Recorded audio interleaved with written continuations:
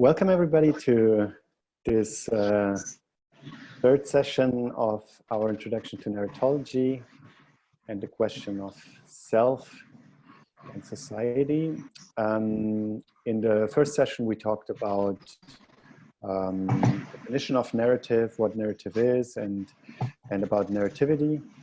And then we went on to talk in the second session more specifically about narratives. There's someone noisy. Okay, yeah. Talking about narratives in relationship to the self and identity. We're discussing different positions about how the self is constituted by the stories we tell ourselves about ourselves, and if that's just the way we access ourselves or whether it's actually part of who we are. We also spoke about this idea. We also spoke a little bit about the ideas of Walter Benjamin, of how narratives help us understand reality, and how narrators are people who actually know to advise others. And the question of loss of communicability of experience that Benjamin said had been happening, and about Jerome Bruner's ideas, where he says that there are different modes of accessing reality, and narrative is one of them, where the other is more discursive, argumentative.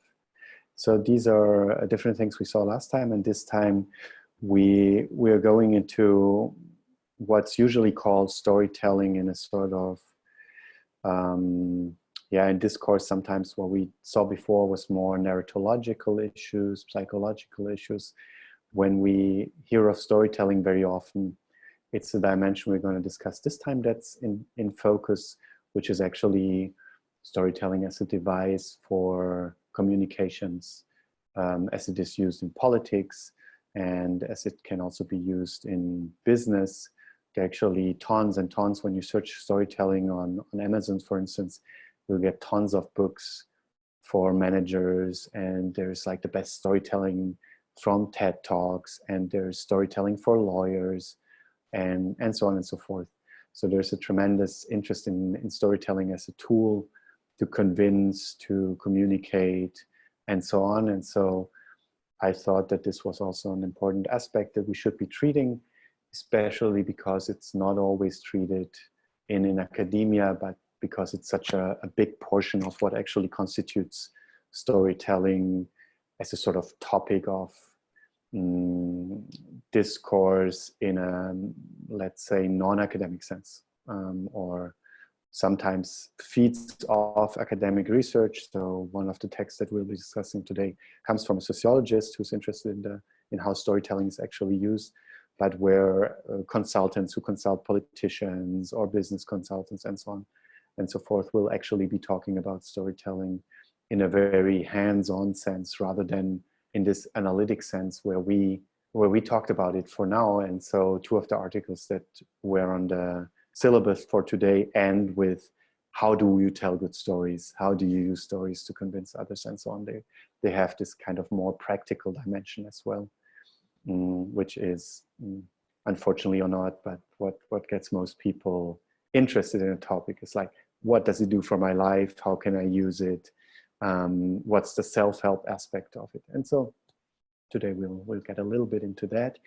And in terms of order, we have presentations of Geronimo, Shilpi, and Brian, where Shilpi will respond to Geronimo as well. And I thought maybe we can start with this presentation on storytelling in politics.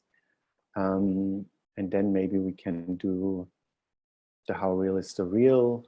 And then in the end, with Brian, go to Boltanski Esquerre, because it's somehow the most full-blown theory. And I have a sense that there's going to be a lot we can discuss about. And then, of course, we'll discuss everything together as well for the last part of the session. So without much further ado, I would then invite Geronimo to present about this storytelling in politics. Cool. Yeah, give me a second.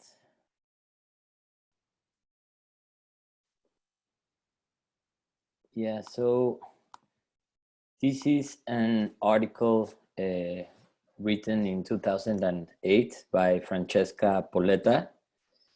She's an associate professor of sociology at Columbia University. So it's important to keep in mind that this whole article is contextualized within the US, let's say, political environment. So when I refer to progressives, it also means Democrats and conservatives, Republicans. So yeah, Polletta starts the article by referencing the US election of 2004, which was won by the Republican Party. She states how Democratic strategists concluded that the way to win back the heart and mind of the American electorate was by telling a good story. In this first part of the article, Polletta uses James Carville, who engineered Bill Clinton's presidential victory. She uses Carville's ideas as well as Robert Reich and Robert Kurtner, who are Democratic politic strategists as well. So she uses these three guys' ideas to build the scaffolding to support an introduction on the role of narrative within politics.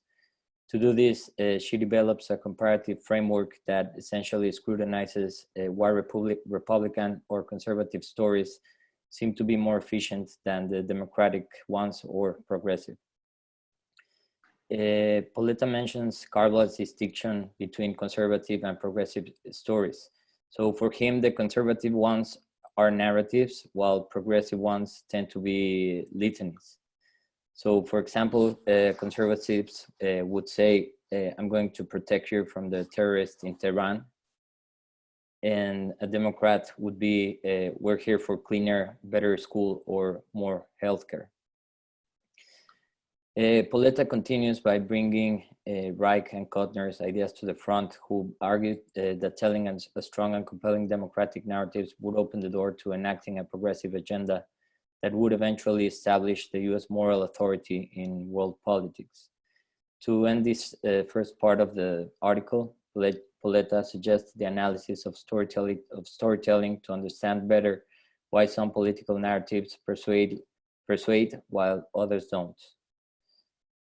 So researchers and scholars of persuasion thought have shown two ways of processing messages that are directly related to our sense of relationship with the subject matter. These two ways are centrally and peripherally. In the central way, we scrutinize a message and evaluate its claims critically.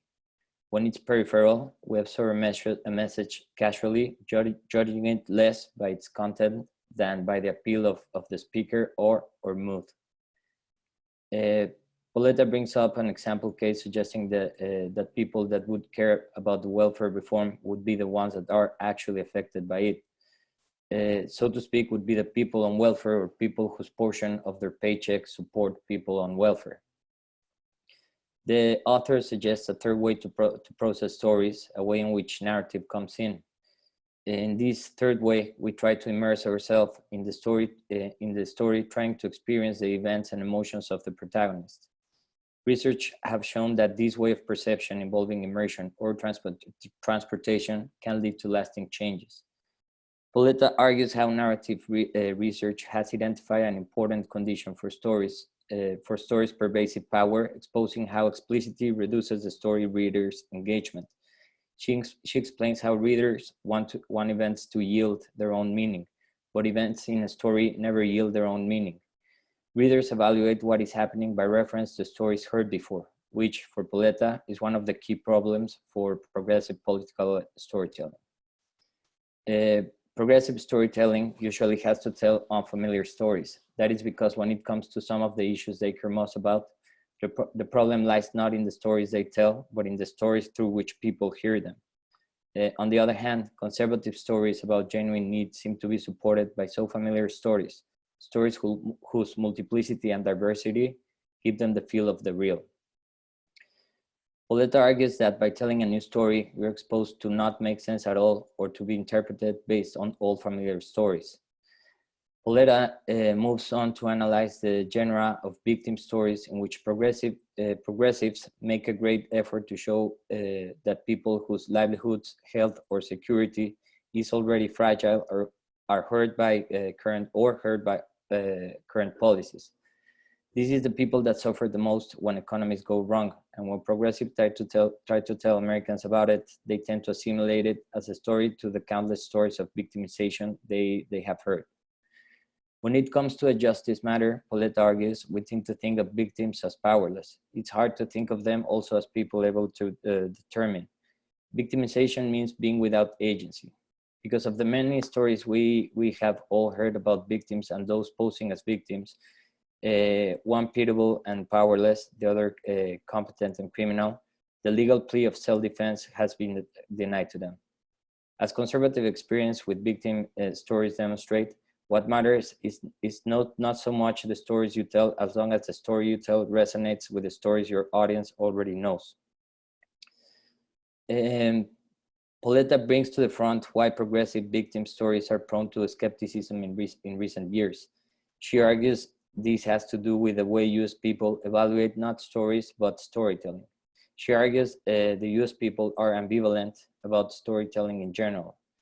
She says that they love stories and distrust them.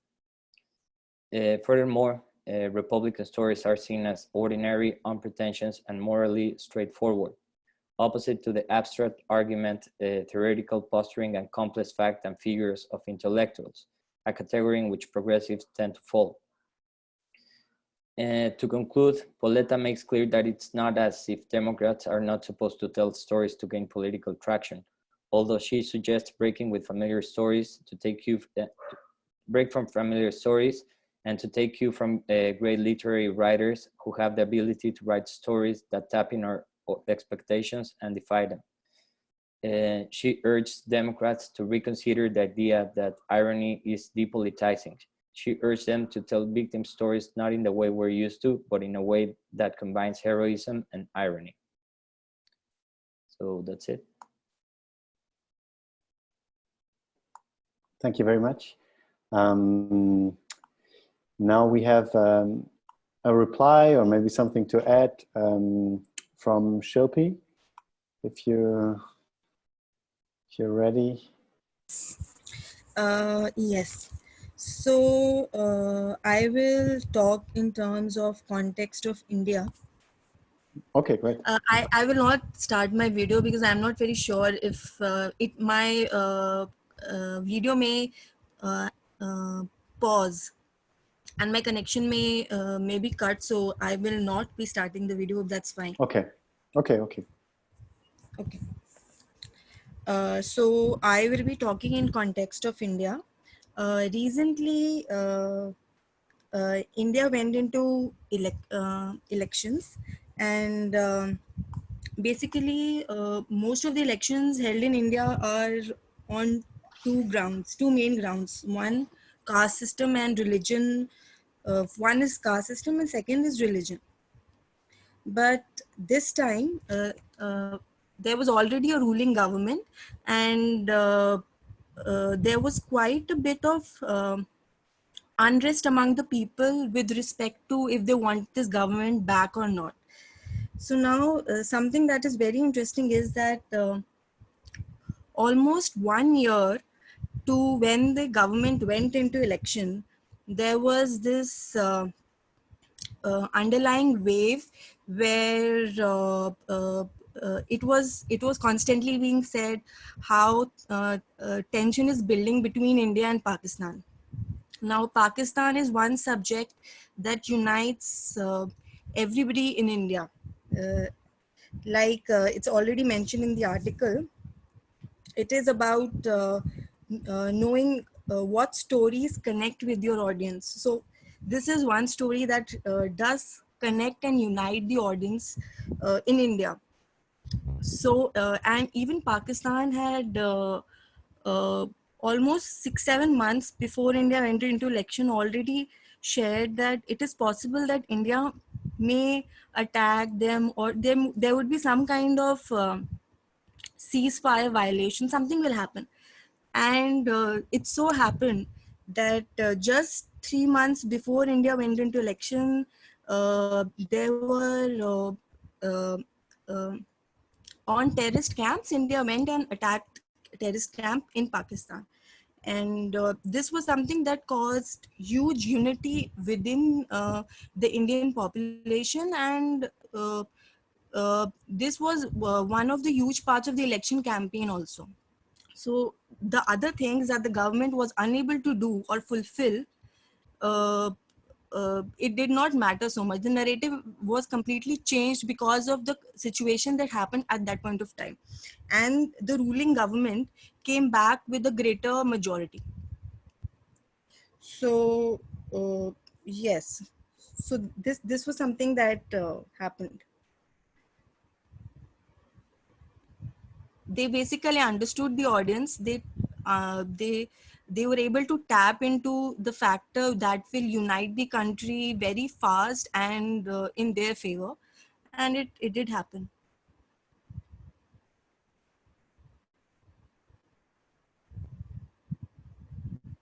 Thanks for this point of view. Yeah, it's very interesting because it somehow asks the question of not only it's what story do you focus on. Yeah. It's like there's several things happening. You could be telling several stories within the context of India, but you choose to tell one story. But what is even a bit preceding that, and which makes it a bit specific as opposed to maybe the things that were discussed in the first article, as far as I can see, is the fact that there's also some action involved. I mean, there's political action that then allows you to tell a story, right? Whereas in the first article, it seemed to be more about only the telling, not the doing. So here it's like I create a narrative by talking about these tensions and then creating this attack on the terrorist camp. And then this becomes the topic that's being talked about. So yeah, which seems to be a very rather traditional strategy in politics to turn away attention from inner politics, problems of inner politics, to kind of start something outside and then have people focus on that. And then things that they're unhappy with in the country are not that important anymore. Also, this idea that you evoked of a unifying topic, finding something where people feel that they are united rather than divided, seems also to be an interesting aspect from my side. Geronimo, what was your reaction to that? I think that's like, I'm thinking about how like a way to bring it to that notion, like what Shilpi just mentioned, to my context. And I think that has a lot to do with the way the situation of the US-Mexico border is treated. And this is something like, well, we all know that Donald Trump has been for the past 3 years about, speaking about building this wall, which I think it's a very, very interesting narrative, since it's a narrative being used to create a political stage, you know, because that wall, it's not going to happen. He's not going to build it, but it's just to attract voters, because actually the way in which and this is not the first time that that the US-Mexico border is used within a context of politics in the States. So this is something that goes back to 1991, when there was a big, like a real problem of migration specifically in California. And at that time, there was this guy, Peter Green. He was running for governor in California. And he was the first to sort of create a fictional stage around migration to benefit his own benefits, to actually win the election. And he won the election. And ever since, like, all of them having all of the next presidents, or having using the US Mexico migration issue as sort of a narrative to build their own, like, political scaffolding. Mm-hmm. Yeah, I wanted to ask Shilpi. I wanted to ask Shilpi, like, maybe you mentioned this, but I didn't get it. Is it a conservative government right now in India? One can say that. Yes. Sorry. Yes, one can say that to a certain extent, yes. But I think all government in India is same only. And what were the topics you mentioned? Religion. What were the topics that would have been otherwise relevant? Otherwise, yeah, mostly it is about caste, and religion. But this time, the government came up with the slogan of uniting everybody, where they were saying that they are going to work for everyone. Otherwise, it is mostly about, they will pitch religion somewhere, because this particular party that is in power right now, uh, it has a very strong religious backing, and religion do come into play. Mm-hmm. But this time it was not so much. It was more about Pakistan and India and terrorism. And mm-hmm. Okay. Thank you. Are there other comments also maybe on this relationship?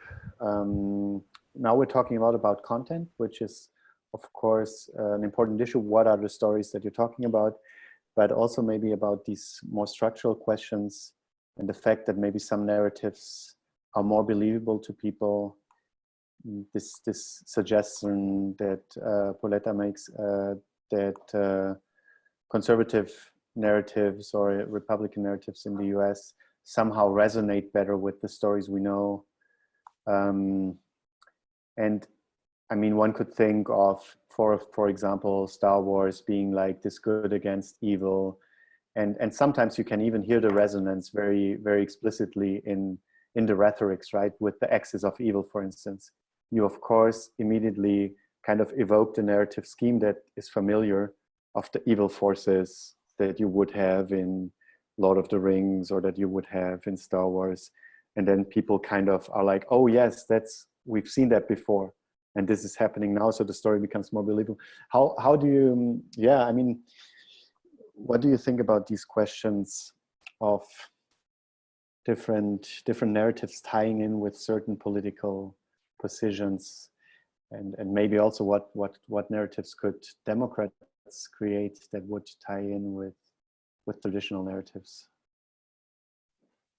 Something that strikes me here is I can't remember who mentioned it, but the idea of slogans. And I think that's important in the sense that the complexity of the story that one tells is maybe quite an important factor, and particularly when it comes to politics. And I don't think that is like, I don't think it is as simple as saying, oh, well, conservatives have simple stories and progressives don't. I think that both, I mean, I think all politics, all politicians, all sides, there's a tendency to, well, there's, let's say, a requirement even to make stories, to parcel stories off, to turn them into slogans, and to reduce the complexity of these stories that we tell in order that they can be better understood, and that it can obviously have devastating effects in a lot of cases. In you know, we're talking about our own contexts. In Australia, the relevant slogan is "Stop the boats," and so there's this whole rhetoric about migration, And yeah, so I just think that's an interesting thing, the level of complexity of these stories and the requirement that politicians tell simple stories. The only other thing I wanted to mention was related to something that was said before, but the idea of like almost consolatory stories. So politicians letting one thing go in order that, you know, admitting to a certain thing in order that a greater ill is not addressed. You know, the thought that comes to mind, I'm pretty sure, I could be wrong, but I think there was something about Boris Johnson admitting to have had cocaine when he was younger or something. And it's like, oh, you know, here I am, I'm a truthful person telling truth. Like, you know, so telling that story and allowing that story to make opaque a variety of much more damning stories. That's Excellent. Yeah, it's true. Ellen, yeah, please. I was just going to say, on the back of that, what Andrew was saying just reminded me of the whole UKIP's campaign during Brexit, where they managed to create a rhetoric out of "we want our country back," and this spiraled like a whole different narrative, which is actually completely contradictory to the whole fact that I mean, the British Empire dominated I think it was like a quarter of the world's population, and yet they managed to install this kind of narrative of that we needed to reclaim our country, whereas actually that's what the majority of the world have been trying to do from the UK. Yeah, I don't know, yeah, it just made me think of that. Excellent. Yeah. Other comments? I think there's something worth to take a look at in the article when she speaks about how conservative language it's like more mundane, while the progressive tends to be like very theoretical. And I think that's something that goes all the way to academia, that sometimes the language is used in such a complex manner that it sort of creates an elite, and it becomes like a, rather than a communicative tool, it's more of a it becomes elitist in a way.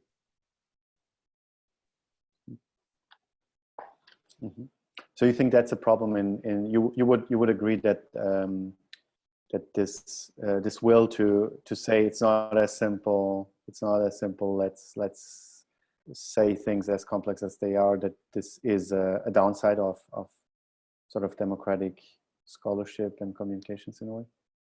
Yeah, I think so, that sometimes the use of language could really represent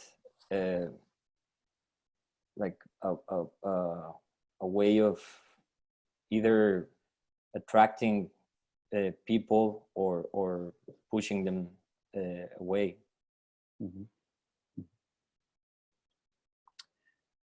Other comments?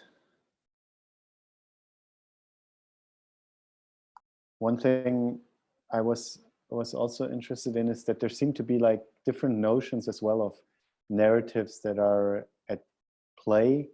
One being this like story of sometimes individual persons, right? There were these whole stories that were being discussed about a veteran who was handicapped and how suddenly one personal story becomes like a big topic.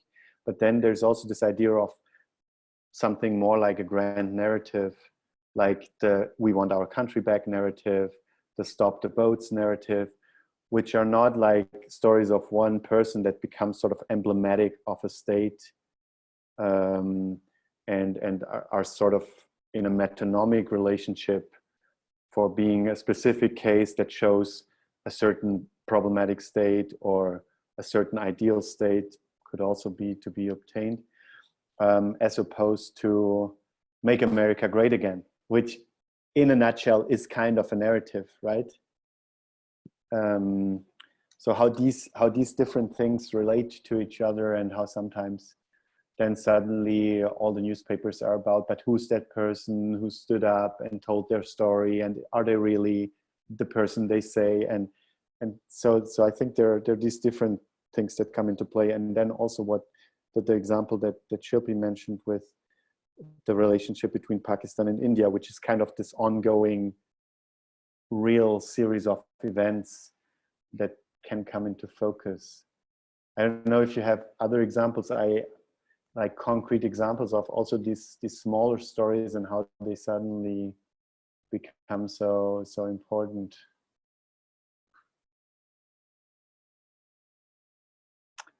I mean, arguably, even during the race of Clinton against Trump, bringing out these emails and was creating a kind of side story, and a kind of story there's something hidden, and without the content of the emails necessarily being problematic, it kind of created this smaller side story, which changed the election. And I mean, if we only compare slogans, because some of you have been suggesting that slogans can be kind of stories in a nutshell, Make America Great Again versus Hillary for America. Hillary for America is not even a story. You know what I mean? It's like, it doesn't have dynamism. There's no change involved. It doesn't even fulfill the basic criteria of event. Whereas in all these other cases, there seems to be some kind of event structure and something, we're here and there, we want to go there, or we are here and that's what we want to stop. So maybe there's also something like an efficiency of this kind of more eventual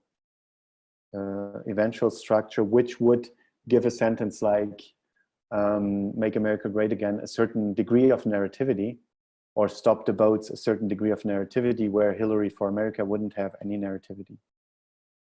Of course, things are not reducible to that, but I think it can be one aspect. Are there other issues, other ideas come up? Something else which seems to be also very relevant is like the number of people involved in the narrative, because a lot of, at least in the European right-wing narratives, they kind of are about avalanches of refugees, tsunamis, kind of this idea of a collective, big collective, versus the individual.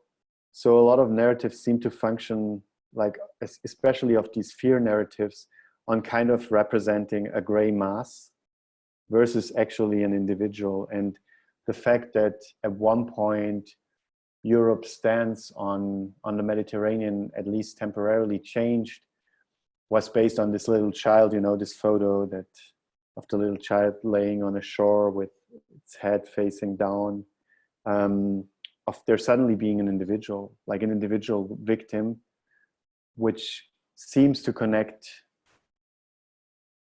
Maybe it trumps even this kind of collective vision.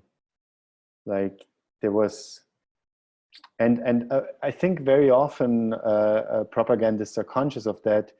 Famously, one of the German Nazi leaders said in a speech, of course everybody knows a nice Jew, right? But in collective, they're not nice, you know? So it's like trying to sort of to sort of compensate this effect that people would say, but my neighbor, I mean, all the Jews I know, they're actually nice. Yeah, but your personal experience doesn't represent the harm that's actually being done. So kind of trying to kind of disarm this personal experience. And I think a counter strategy could also be to make experiences personal. And I think intuitively or consciously, that's what a lot of NGOs are trying to do, to kind of turn away from this idea of a gray mass into individual people and talking to individuals and telling their stories. So I think this is also an interesting strategy to kind of change the perception people have and create this personal relationship. Any other thoughts? Is Bernie Sanders a good storyteller? I'm not following it very much, but someone went to a Bernie Sanders rally at one point. Was Brian, right? Yeah. Is he a good storyteller? What would you say? I'm wondering about that. If it's going to be about storytelling, are there chances that he might do it? Yeah, I mean, he consistently, well, he's always trying to take the attention off of himself, and that kind of naturally leads him into telling the stories of people he meets. His whole focus is the whole not me, us thing. So typically, I think that's sort of a mantra for him, is to deflect attention onto himself by telling the stories of others. So I would say that's pretty central to his strategy. And but then telling an individual story of someone else, or like telling the story of a group of people that stood united, or? I mean, a little bit of both. Yeah, he started more to tell his own story, actually, also a little bit more this time around than he did in 2015 and 2016. Definitely noticed him trying to get sympathy, talking about his origin story. But, yeah, the personal origin story, which is also another, of course, kind of classic narrative in kind of leadership seminars, right? Like it's also a typical story that they tell you in business books, where it's like, you know, I learned it the hard way and I tried to do that, and that's why I'm the person that I'm now, and so on. This kind of like personal experience story also is another kind of story that seems to be very instrumental. Other comments on this local context or different kinds in this taxonomy of stories? Do you see anything else? Like, so we would have these micro stories that are crouched very often into a slogan. It's like, we want our country back, stop the boats, make America great again. This kind of micro stories schemes. you have the not me, comma, us. That would be a micro story. Tries to encapsulate Bernie. Yeah, okay. What about, just getting back to the visual thing, what about like Pepe, you know, the alt-right frog? What, I mean, I don't know, how does that relate to story in the sense, yeah. I'm not aware. Can you tell me? So, I mean, it's kind of like an internet culture thing. I don't really fully understand I don't really get it, to be honest, but basically there's like a shitty cartoon of a frog that became, I don't know, that got taken on by the alt-right particularly in the US as kind of a mascot. Yeah, maybe that's more of a mascot thing, but I don't know. At some point, this image that didn't have any particular political resonance sort of got taken on. Yeah, maybe someone else knows better. I'm not sure, but yeah. I could. Natalie Wynn from ContraPoints. I'm sure some of you follow her, but she has her her take on the alt-right, of course, and she connects that frog to a series of different kinds of images, and like, I don't know, I think like the symbol might have been one of them that the alt-right uses to signal to other people who have the same agenda without like giving it away to other people, so they can, like, in somewhat public settings or like in comment threads, do that. But she was also talking about how, as people figure out that those symbols indicate a kind of secret solidarity between people on the alt-right, that the symbols have to keep changing, but that they also play this role of if somebody who's aware of this, because those things are supposed to only fool like the centrists, but if somebody like a leftist or somebody who a Marxist or something is noticing that stuff and calls it out, they can make the claim to the centrists that like, what are you talking about? This is just a frog. This is just a symbol. This is just an emoji. So it's like they're trolling, but at the same time, it's a strategy for like collective manipulation and stuff. Mm-hmm. So it became a kind of identifier for alt-right. Is that what the frog was, kind of? It was connected to a series. She was connecting it to a series of identifiers. I'm not sure if the frog itself was just an identifier, if there's some other story to that part of it. Mm-hmm. Okay. Okay. Yeah. So, I mean, it's kind of artificial stories more, but the frog. Is there a story about the frog, or I mean? Is like are there different stories around it, and are they like connected to a alt-right agenda, or is it just like this one picture kind of thing? No. Okay. There is a like regarding these artificial stories conversation. Mm-hmm. There's this story about, you know, the Sasquatch in the US, right? So in Mexico, there was a chupacabras, which was Mm-hmm. like this fictional monster, but actually like media started to talk about it. And obviously it didn't exist, and it was supposed to have like this weird shape, and it was sort of like, they created like a monster around this character of the chupacabras. And the thing is that it was created by like within political interest to sort of take away attention from important matters, you know. Okay, interesting. So it's a bit like this figure in the actually in one of the Black Mirror episodes.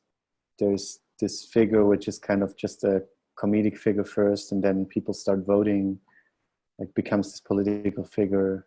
I don't know if any of you saw this, like if that sounds familiar. This I don't know if you watch Black Mirror. No, I have, but I haven't watched that one. Yeah, it's in the first season. It's like this kind of figure that just makes fun of everybody and says stupid things, and then people start loving this figure. And there's one comedian actually playing it, and at one point, like, people want that weird figure to go for president, and first it's a joke, but then people start rallying behind this weird aggressive figure, and it becomes the president. Okay. In the end, and then it's run by a collective, and the comedian kind of gives up, and other people like start taking over and playing it, and so on and so forth.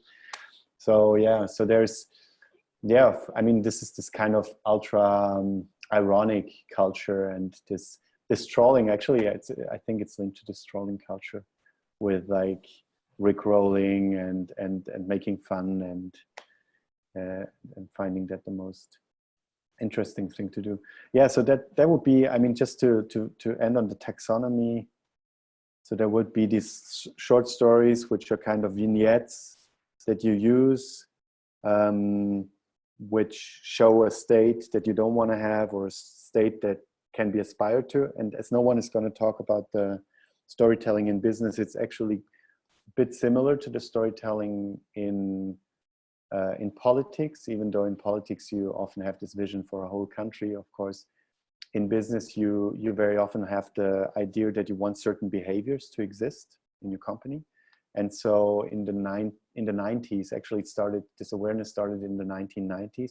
People realized that rather than the official speeches and so on, the stories that people told about how things are done in a company were much more relevant to the identity people gave this company. So a CEO could give a big speech, but what actually people found relevant was how had the CEO behaved when when an employee had made a mistake. And this becomes kind of a vignette and will sort of influence the way people deal with failure in that company.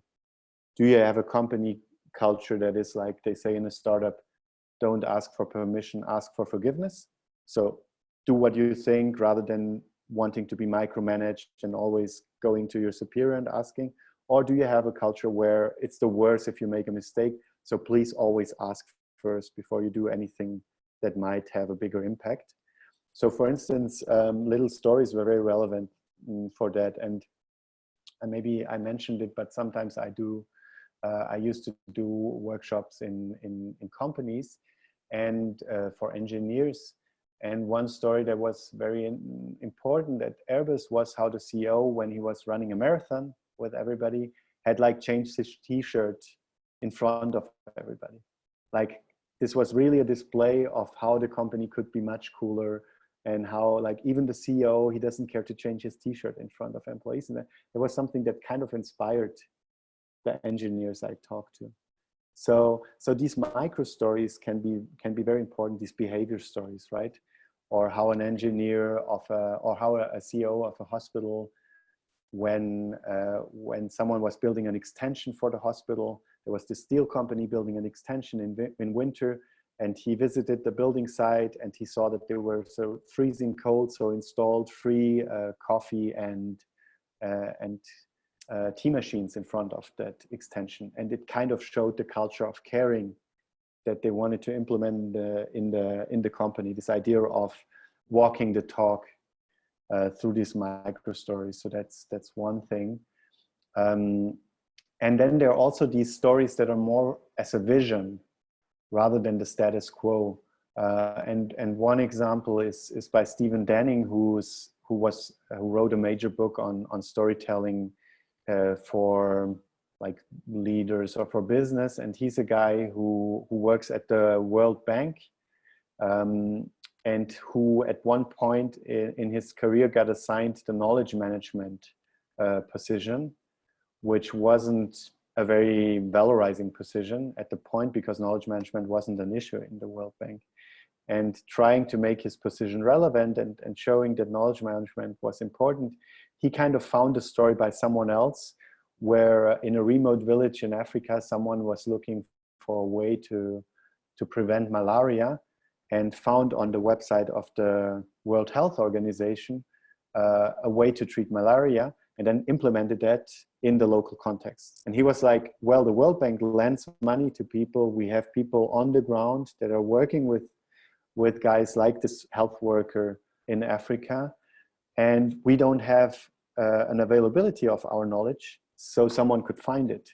And his idea was to create a culture in the World Bank where knowledge management would be so good that you could find things that had worked in other parts of the world before very easily, to make them work in your part of the world, kind of. And through this inspirational story, he was able to kind of trigger a change where knowledge management, which wasn't on the agenda of the heads of the World Bank, suddenly became a major issue for them. And he said that he felt that he had succeeded when, after 6 months, he saw one of the founders or one of the heads of the World Bank, one of the founders, tell the story that he had told before.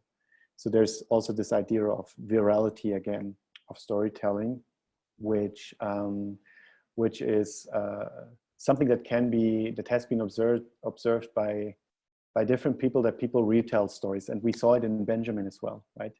In Walter Benjamin, there was this idea that you listen to a story in order to retell it.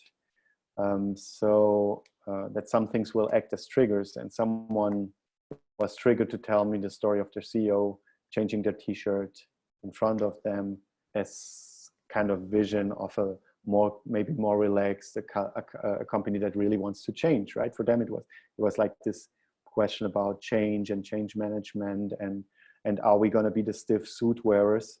Well, maybe not, because now we have a CEO who doesn't mind changing his t-shirt in front of us, you know? So how this can suddenly make a vision believable. So it's also, yeah, in this case, it's not a success case. In the case of the knowledge management in the World Bank, it's even a kind of success case. It's an imported success case. It's not even one of the World Bank itself. It's of the World Health Organization. And yet you can say, well, you see, this works. Knowledge management has a role to play. And why don't we do it as well? Then we have these success cases as well. And very often when you pitch something in whatever context, people will ask, but do you have a success case? And the success case is nothing else than a story.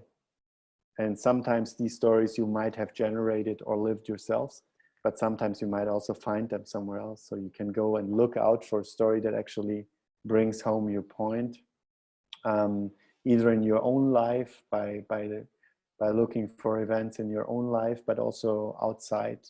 And I don't know if I mentioned it at the beginning, I co-founded a startup in 2008, which was doing open innovation. So we tried to connect problem solvers with people who could have solutions for these problems. And we were always saying we're looking for solution transfer to make one solution from one sector be used in another.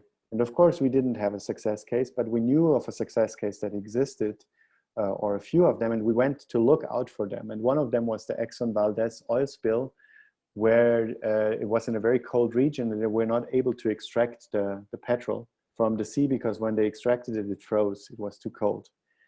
And so they did a big competition where they put $20,000 and they said, for someone who will find a solution to do that, we're willing to pay $20,000. And it's a guy from the concrete industry who said, well, when we use concrete in cold regions, we vibrate the tubes.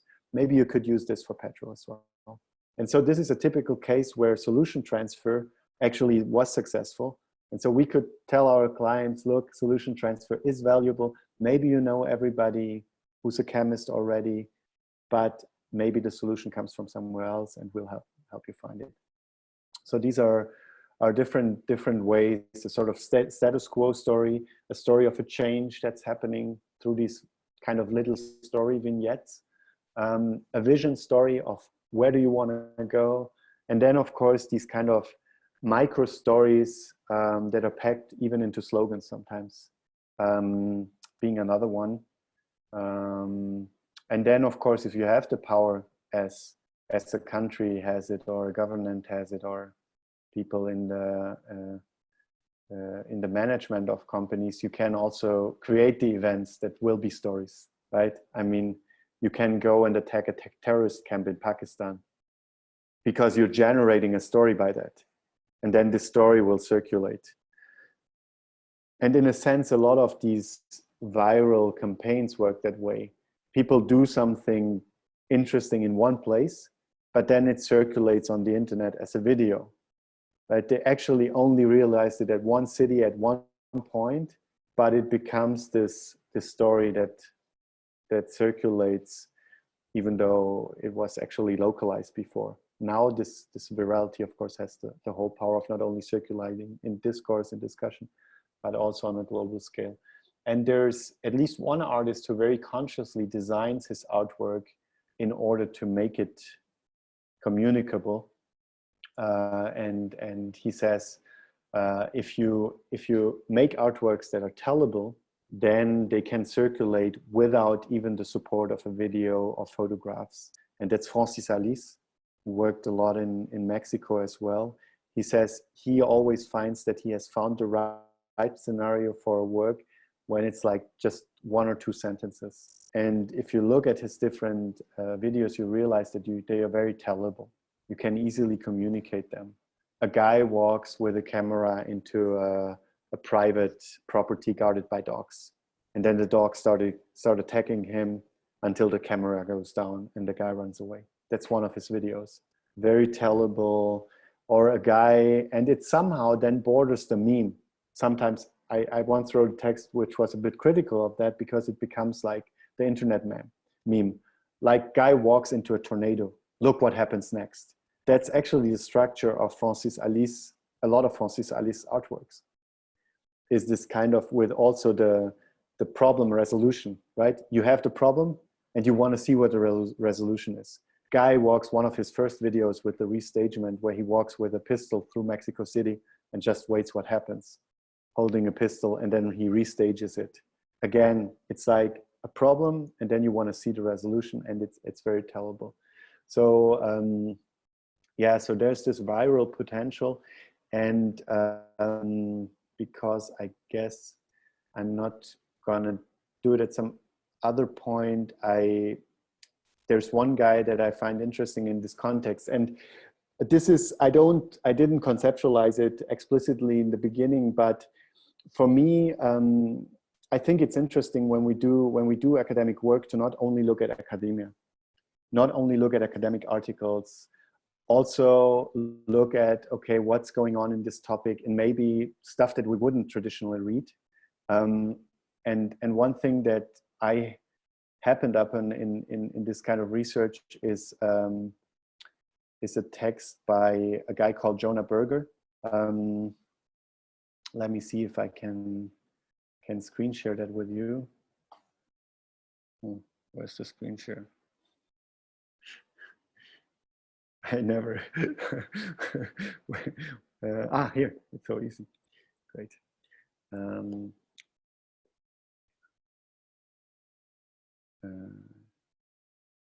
Yeah, can you see it now? And here, this thing about viral stories. Jonah Berger did some research on when stories go viral.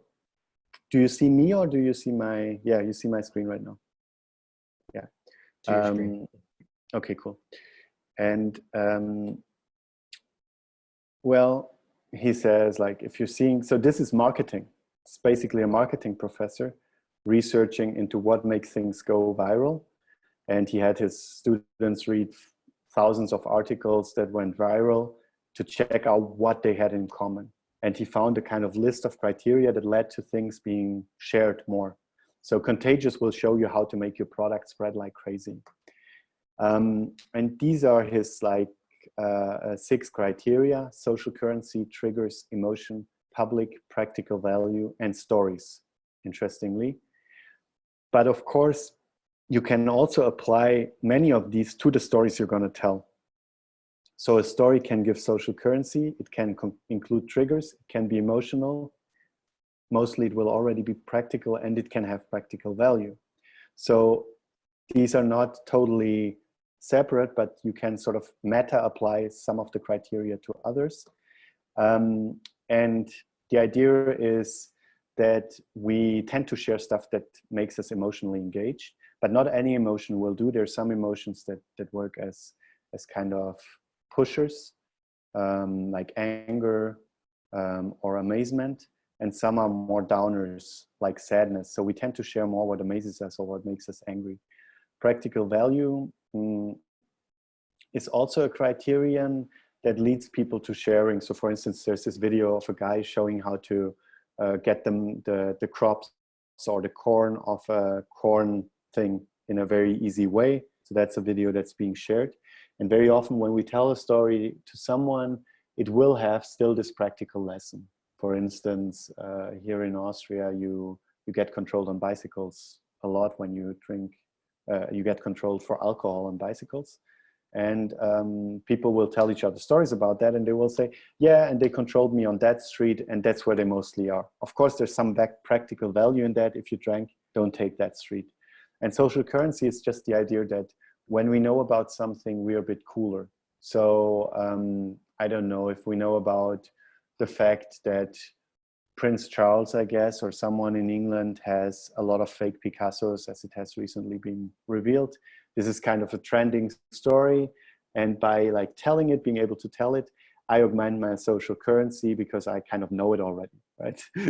Because I'm subscribed to the artsy newsletter or something. So social currency is also something that will lead people to share. And then triggers is simply the idea that we tend to tell stories that have triggers in them. So the example that Berger takes is Kit Kat, which at one point didn't have a big budget for advertisement and could only do radio ads. And then the guy came up with the idea of having a conversation at the coffee machine. And the slogan became Kit Kat and coffee. The idea was, of course, we already have a place for coffee in our life. Let's hook Kit Kat onto that place of coffee so that coffee becomes the trigger for Kit Kat. or a song that's like, I don't like Mondays, will be shared on Mondays a lot, because Monday is the trigger for the song. So having triggers, or another example he takes is the $100 cheesesteak in Philadelphia, where everybody eats cheesesteaks. And there's one restaurant that has a $100 cheesesteak. People often talk about cheesesteak in Philadelphia because that's a big thing. So the $100 cheesesteak will come up, and you will have social currency by saying, ah, by the way, do you know about the $100 cheesesteak? So these are apparently criteria to make things go viral. And you can use them in business, you can use them in politics, but I think you can also use them in art. And in a certain sense, some of the most successful or most famous artists are people who also create stories that people want to share. Yeah, so that's my little input for this question of storytelling also in business. Now, let's go to the next presentation, which is about how real is the real, which is kind of a bit a mixed text with different issues coming in. And I think who's the person? It's Shilpi as well, right? Who wanted to present that? Yeah, so Oops. Can you hear me? Yes. Yes, okay. So how real is the real is by you. Yeah. It's a small essay, and it delves into, from when I read it, I understood that it delves into various models of what real is. It starts by defining what real is according to dictionary in terms of for arts. Like for example, it says that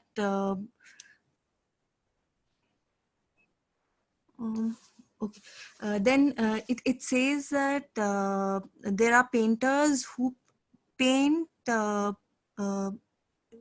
very realistic. Is that real?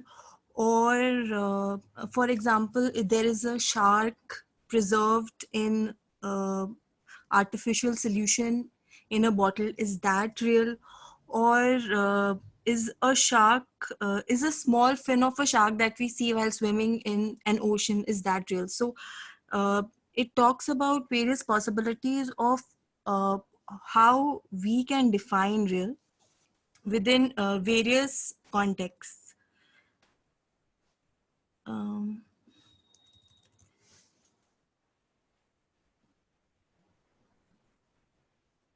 Okay. Okay, and then we come to the point where you are talking about if, for example, if the realistic painting is not real, it's just a painting of what is real, and if this shark in the solution is also not real, can we say that a sculpture, a realistic sculpture, can that be called real? So while I was reading that, I felt that it depends on the context of, if you talk about that sculpture in particular, it depends on the context of that particular sculpture. Like you had mentioned particularly one artwork of Dwayne Hanson's, that is a security guard, where the security guard is kept, is a realistic sculpture of a security guard is placed in a gallery. So if someone is aware that it is placed there, and he is aware of the context, and it is definitely not real for that person. But if someone is not aware of it and it just merges within the environment, I think it is real for someone like that. So it depends on the context of the audience itself, who is interacting with that environment directly or indirectly.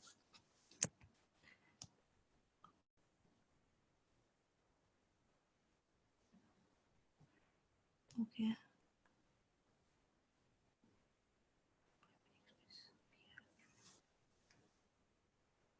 Yeah, then you go on to talk about the perception of real that is being created nowadays.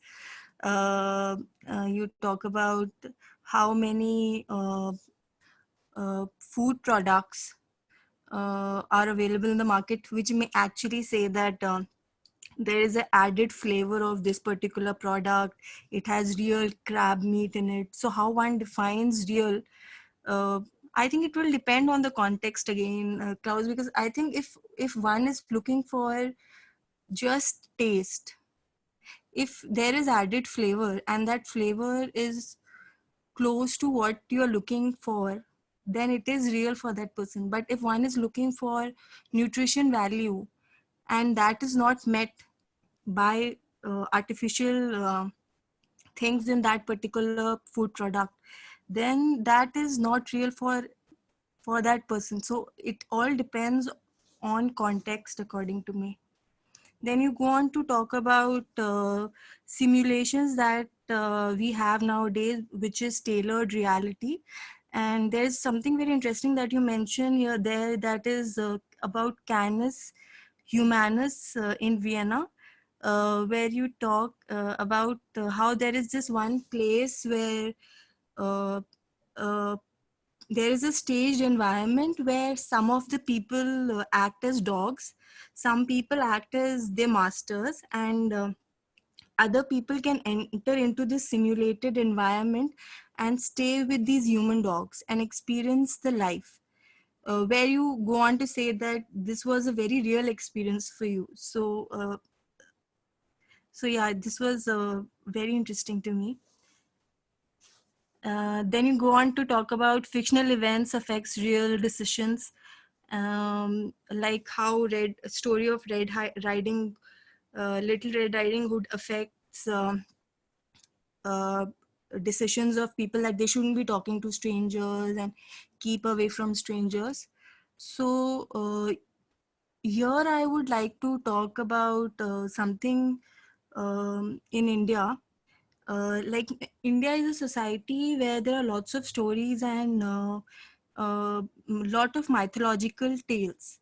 So, for example, and the collective consciousness and the collective narratives, the way the people are making decisions, many a times are influenced by those mythological tales and stories. So for example, there is this one mythological tale called Gita. So it talks about taking actions and not thinking about not thinking about where those actions will lead you, in the sense, and not thinking about the outcome, but only taking actions and not focusing on the outcome. So this is something that you do see in many people in India.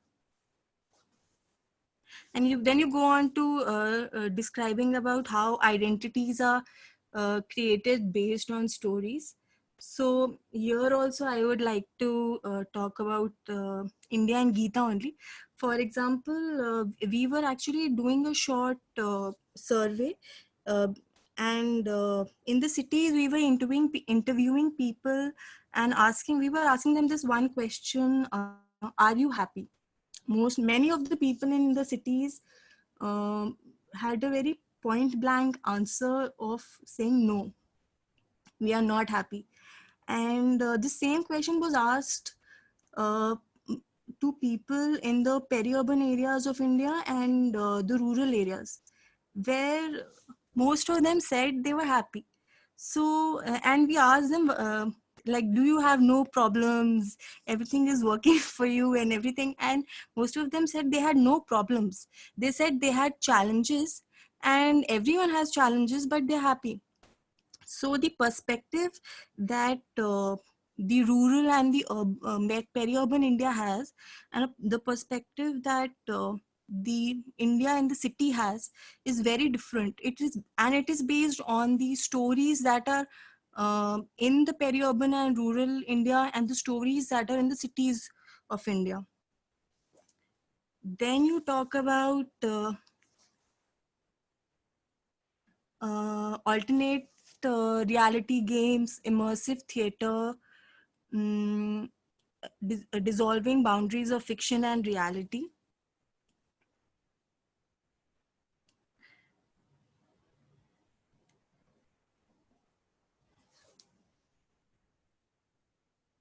Soon it will be very difficult to distinguish between real and simulated space. Are we already in a simulated space? So here I would like to give you an example of VR and AR. With the way VR is evolving, soon we will reach a place where every person will have a very unique interaction and story once they enter the VR scenario of maybe a film or a short story based on the in the simulated environment based on his or her choices, which will be very much like the real life itself. I would like to conclude by reading the last part of the passage that you've written, which I found very interesting. AI simulates a beloved partner after their death. Digital contact lenses make an unsightly house attractive and an enemy of the state ugly. Our consciousness continues to run on a super server long after our bodies have turned to dust. Maybe we are already there, but the deception would only be complete if there weren't a frame anymore. Unlike art, the absolute illusion has to make us forget that we bought the ticket or signed the contract. Then we would dream on forever and evermore. And what if you're already checked the box or already invented the supercomputer? We'd never know. So yeah.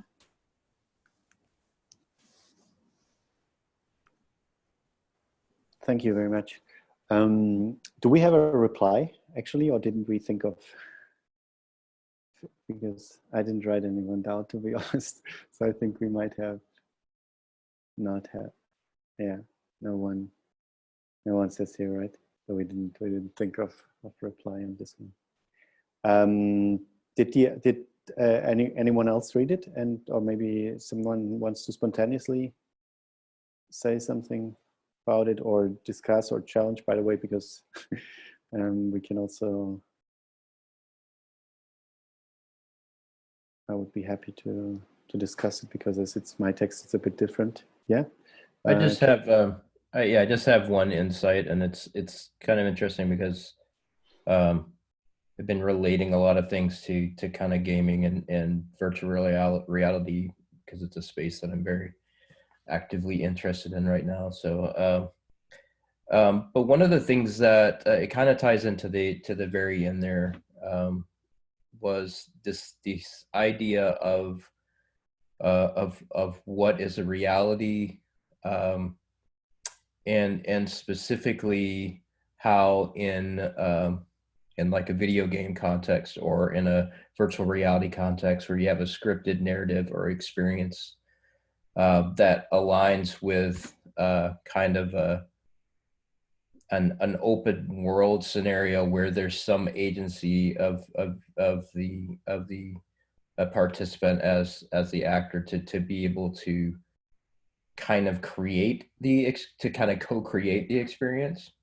and at the same time you have a scripted nature of experiencing an event or environment in first person sense. So what you do is you create this sense of you create a memory of an experience that a person has within this virtual space.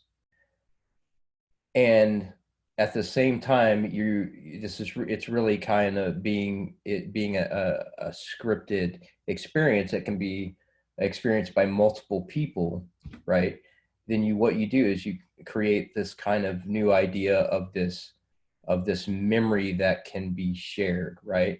So you can have a narrative, really unreal, a fictional memory even, but it's something that someone actually experiences. So there is a realness to it, and then it can be shared against anyone who experiences that as a shared experience, even though at the very beginning of it, it's not real. So it becomes this shared real memory among multiple people, when in reality it doesn't exist, right?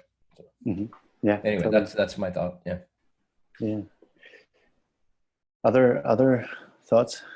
Just to add to that, something I think is interesting when it comes to, Kid, you were saying just the idea of developing memories from a game or something. What's interesting to me about that is the fact that you don't remember it. Let's say it's a computer game and you're in a computer. You don't remember it as being mediated through a screen. If it's successful, your memory is of the virtual space itself. You don't remember yourself sitting in front of a screen and there being something immersive within the screen. I mean, and that's not specific to computer games either. Maybe that's more just like a general comment about immersiveness of these media. I mean, you know, if you're remembering a film or like, it's, I guess it's specific to the world building thing, because if the world building is successful, or the story world, then you can actually have a memory as though you're inside that world, when of course you're always outside it and you're always looking at it from a screen, let's say. Yeah, that's a good point. Other comments or remarks? You evoked this experience of us dogs in Vienna, which was actually an immersive theater piece, which lasted 5 hours, and it's by a company called Signa. If ever you have a chance to see work by them or participate in work by them, I can really recommend it. They do a lot of stuff from Denmark. He's Austrian, she's Danish, I think. And they create these environments where sometimes they play for 2 weeks without stopping, and you can enter and come out whenever you want. And here in Vienna, they took over a whole building in the city center, which they transformed. They always take several months. So the building really felt like it was old. So they bought like stuff off the flea market systematically, and they reconstituted an environment where you felt that they had been living for several years. And they recreated a world where there were people who wanted to be seen as dogs and treated like as dogs. So they were trans species, and people who were willing to be their masters and treat them like dogs. And you could, on this day, that the fiction was that they were menaced, and their founder was dying. He was also there. You could go sit on his bed and talk to him. He was this very old man, and that they needed to open up to the world, that they had been living in this recluse life and were challenged by everybody. So they had done an open doors, and you were now there for the open doors, and you could go see all the apartments where people were living with their people who were behaving like dogs. And it was really interesting, because as soon as you came in, you were in this like common hall, and then there was this girl basically that behaved like a dog, and that like started to like put her, like sniff you and put her head on your legs, and then you were like, okay, should I now treat her like a dog? Like constantly you would have these moral decisions, right? Do I now, like, I know she's an actress that's behaving like a dog, but should I now go into like, I treat her like a dog and I caress her hair? I don't know, I don't even know her, right? And then you would go into a house and one of the dogs would shit himself, literally. And then the house owner said, oh, I'm so overwhelmed, can you please wash him? And this other dog person was behaving very crazy, and you felt like, okay, now I need to help this person. So you needed to like shower this naked guy, and you needed like to take a decision whether you stayed in the environment and so on. And it went, you know, they created all these kinds of situations where you constantly had to negotiate with yourself whether you were willing, and some people would like go fully into the experience, and then sometimes you could feel like they were not doing it right, and it was very awkward. And the awkward thing was also that when you came out of that, the illusion had been so total that when I the next day I was riding to my office on my bike, I was wondering what these people were doing right now, like what these dog people, even though I actually also knew that all this had been fictional. and that they were not there, that they would be there at 8 in the evening or at 6, from 6 to 11, but I felt that they were there. And Signa then also usually goes out of the space. So they would ask for your phone number, like they were like, we would like to meet you. And I then met them for an interview. I did a text for Spike about this whole thing. And they told me, well, then we go see people and we behave the whole way in the metro. We do our thing. And then we usually stay with the people a bit too long. And then at one point they become uncomfortable and they like try to find ways to throw us out again. And they're like, oh, I have to do something. And we behave if we don't understand. So they kind of like have to go along a bit further. So it's that's very strong, because I actually had I had real experiences in this fictional world. And I was there with my body, and I had a conversation with one of the dog people about her life, and this made me reflect on my own life, and she asked me questions about myself, and so on and so forth. Was very strong. And I realized that now the experience I had in this fictional world would somehow also influence my decisions in the real world. So that's also the power, and that's what you evoked through also these immersive video game experiences. Like suddenly, yeah, you could, like, if there's a game like, if a game that's played by a tremendous amount of people, like Fortnite, suddenly started to insert certain, and probably they already have ideological decisions that are part of the game, right? But you could systematically start to give people experiences that make them think differently about their real life. I mean, it's somehow scary, somehow, but in any case, it's interesting how that works. And all the scenarios I invoke in this last passage that you read, Shilpi, they're all from Black Mirror. So these are all like Black Mirror experiences. So if you haven't seen it, but if you're interested in all these questions of futuristic scenarios, Black Mirror is really a series to watch. It's always, one episode is always a closed story world. And then the next episode is another story world, and yet another story world. And in each of them, they, as one of the first authors said, they try to imagine what happens if we're not careful for 5 minutes. So we already have Google glasses. We could easily imagine that you have Google lenses, and then that these lenses are actually fixed on your eyes, right? It's not very far, that you can't remove them anymore. And why not that the hard disk is in your head, under your skin, instead of being somewhere else? And then, of course, once you imagine that scenario, a whole lot of things become possible. And then they create a sort of story that explores what would happen if this scenario was true. For me, one of the writers who did that in fiction is Borges. Borges always imagines, like, imagine a world where the map is as big as the country, and then what would happen? Or imagine a world in which this is true. And then a story kind of, the story experiments, and that's maybe how storytelling can also be a form of experimentation, is you start off a scenario and then you wonder, okay, if everybody would record everything in permanence, what they see on a little hard disk, what would that do? And the story that is being told in this episode is a guy who sees his girlfriend talk to someone at a party, and then he gets jealous. And what he does, of course, is what we would do. He replays the scene over and over, and he gets drunk, and he sees like how she talks to this guy and how she smiles. And then he starts to be convinced that they have an affair.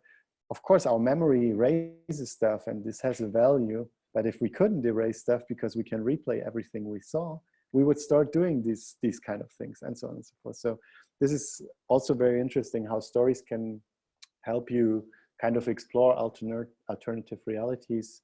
And that's how they're used in design, of course, as well, when you do these kind of scenarios and you look for new experience based on that.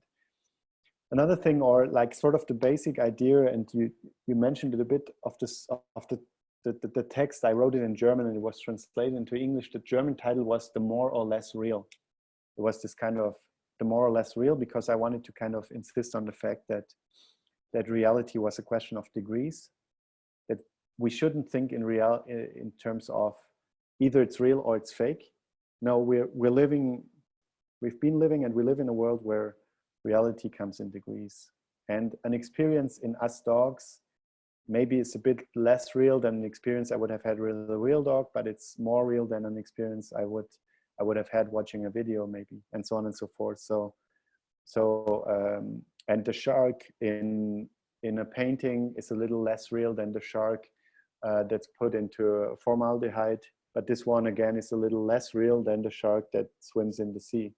So there are all these kind of different degrees of reality that we negotiate, and sometimes something that's on a low degree of reality has an impact on a higher degree of reality, as when fictional experiences, or when real experiences in fiction become part, and it's even hard to speak about it because our language kind of fails us a little bit in that.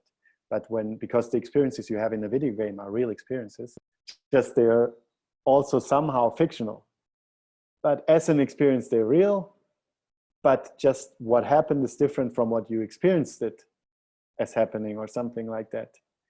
And the last point that I kind of bring up also in the passage that you quote is that, of course, the ultimate illusion would imply that you forget that it's an illusion. And so I suggest that there is for now no right to the real. And in Black Mirror, that's something that's very common. People sign a contract at one point. They say, okay, I accept that you simulate my reality. But once you've accepted, of course, you don't know anymore that you accept it. And you maybe know this, but the founder of Tesla, what's his name again? Someone help me. Elon Musk. Elon Musk. Yeah, Elon Musk.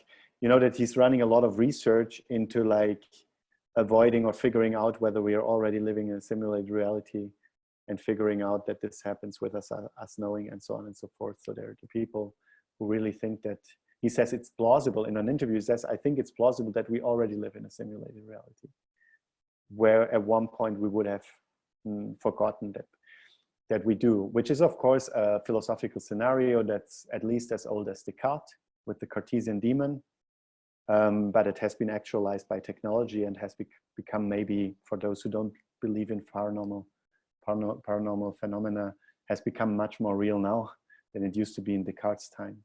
Much more closer to Can I ask a question of you in that regard? Yeah, so it sounds like that wouldn't be compatible with the idea that reality comes in degrees, the idea that we would either be maybe in a simulation or not in a simulation. And then it might be closer to something like some things are kind of simulated, some things are less simulated. And in that regard, Elon Musk's inquiry, his research really wouldn't make any sense. But I'm not sure if you agree with that or not. That's a very good point. I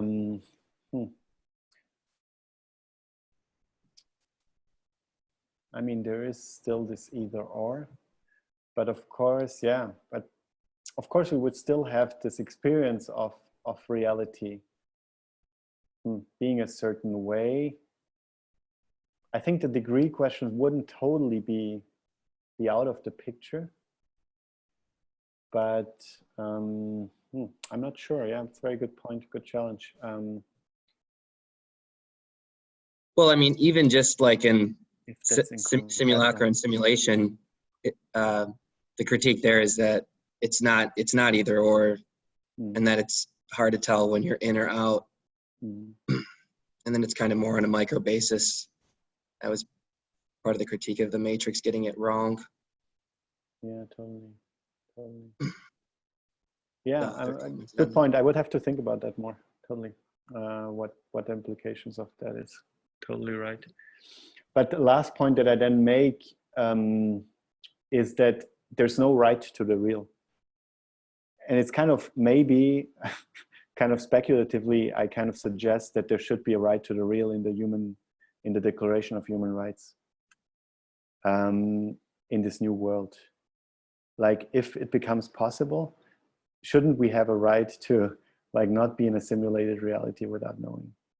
I mean that's a kind of suggestion I make in this text, and I wonder if it's right that we might be at the verge of something like this being possible. Yeah, we could wonder whether it should be a human right of your experience being close to what, and of course, if it's a question of degree, how do you then challenge it? then maybe already playing a video game is already foregoing a certain degree of this right, and so on and so forth. I mean, and then the extension of that is just to say that if life, or if like our exchange and our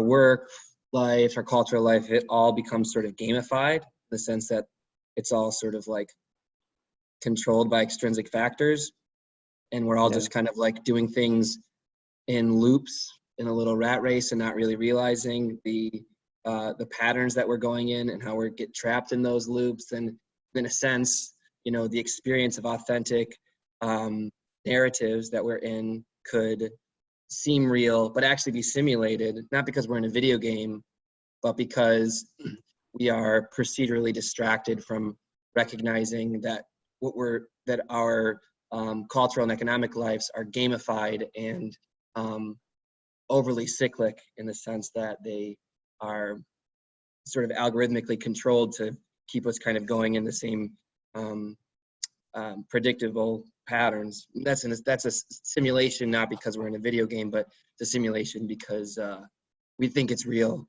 I think the life we're living is self-determining and intrinsically produced, when really it's just kind of controlled by extrinsic factors without our recognizing it. Mm-hmm. Yeah, it's true. It's then the question is, how far do you kind of take this, and when do you think something starts to be simulated? Totally.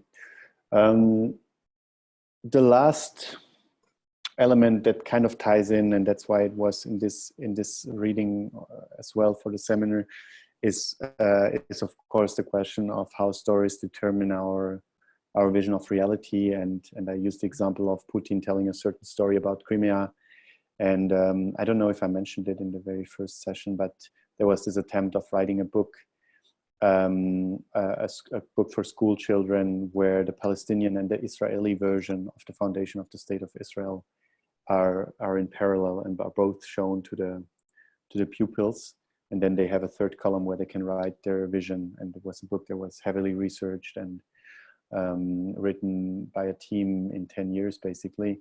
And then when it came out, Israel and Palestine forbid the use of the book, because this unique narrative somehow was essential. And of course something similar could probably be said about Pakistan and India, the two narratives that are competing there.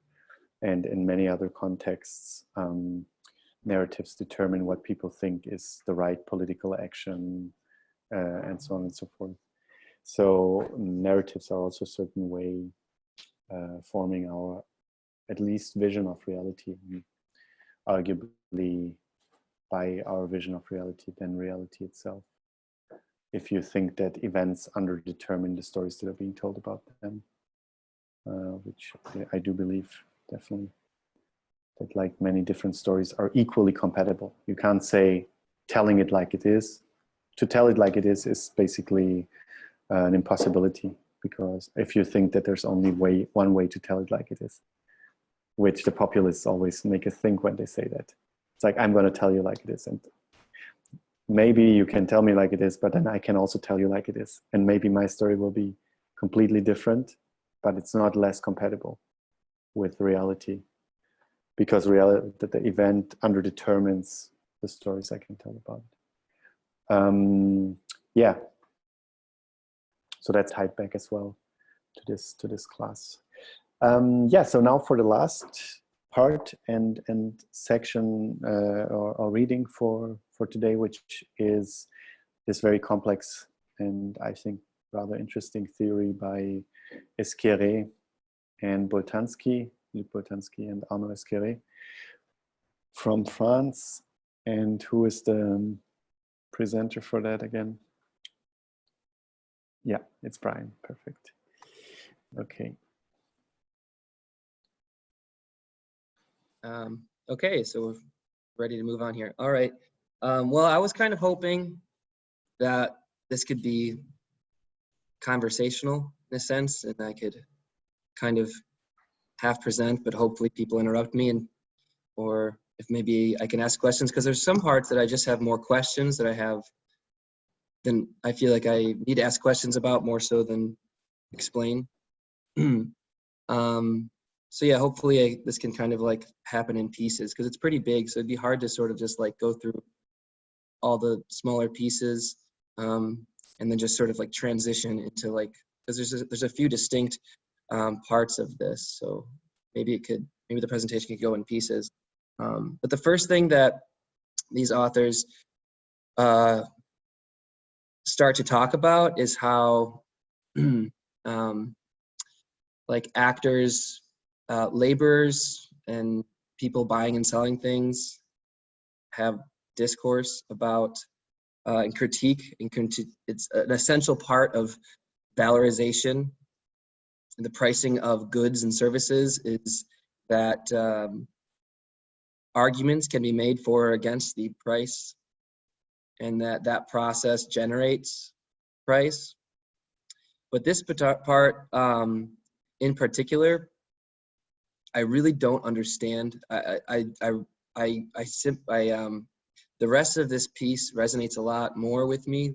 The rest of their work resonates a lot more with me, but this part in particular doesn't seem to make sense to me. That more precisely, that values of things, like maybe the value of a stock or a value of a good or a commodity,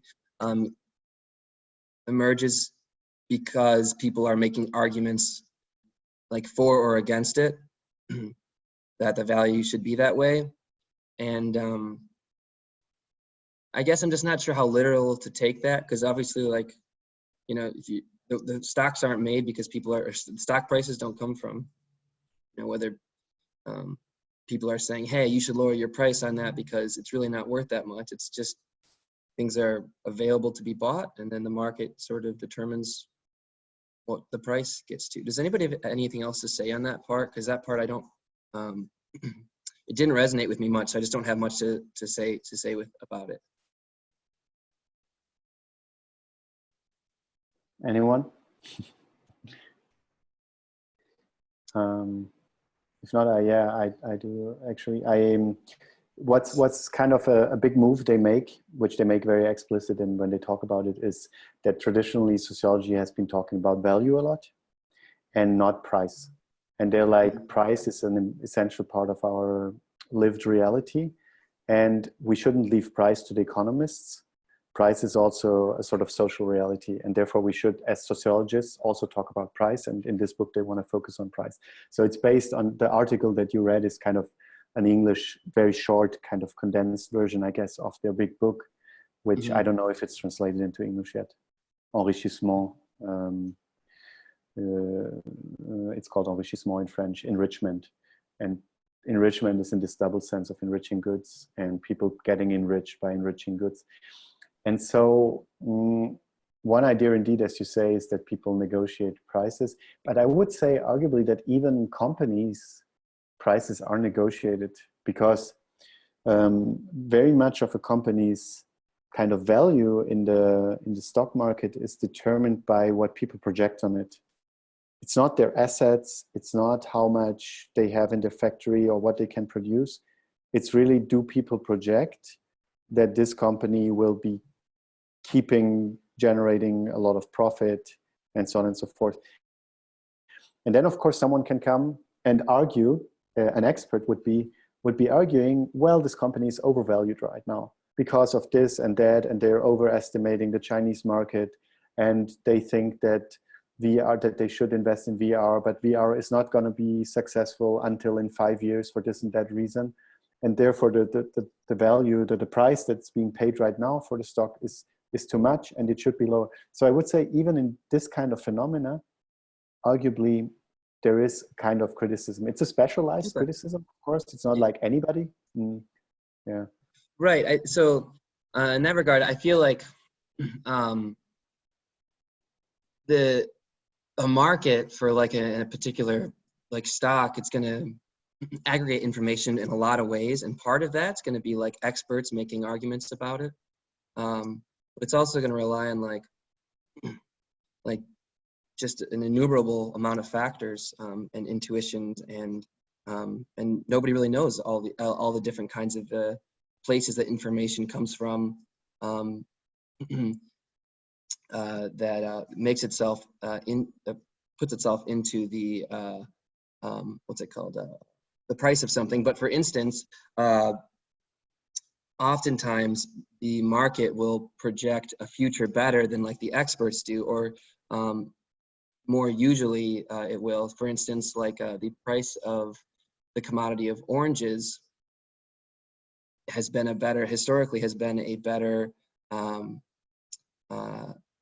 estimation of the weather than the meteorologists that are expecting, or that are explaining or telling people what they think the weather is going to be like for the season. That same sort of forecast is imbued into the price of oranges, and you can look at the cost of them before a season, and it's historically been a better than the explicit arguments made about it. This basically, I'm just saying, I don't think that the idea that conscious discursive practices can render something's price. I think that's a part of it, but I don't think that that's like the only substantive factor. But anyhow, seems like a pretty small part of the piece, so I think I should move on unless anybody has anything to say about that. Mm-hmm. No, I mean, it's an interesting idea to say that prices also can be an emergent phenomenon, right? Yeah. Of certain behaviors. Yeah, I mean, and that's certainly true. That some prices just emerge from behavior somehow of people. Yeah. Okay. Mm-hmm. Okay. So moving on, so the idea of enrichment, as you're saying, it enriches certain people, and then it also enriches a certain class of goods that become like value-added goods, and those kind of value-added goods contain stuff that becomes rare under capitalism. So they contain like past history or non-reproducibility. They have some kind of cultural element to them, and those things become really expensive under in a capitalism that is characterized by individualization. They talk about the movement from collectives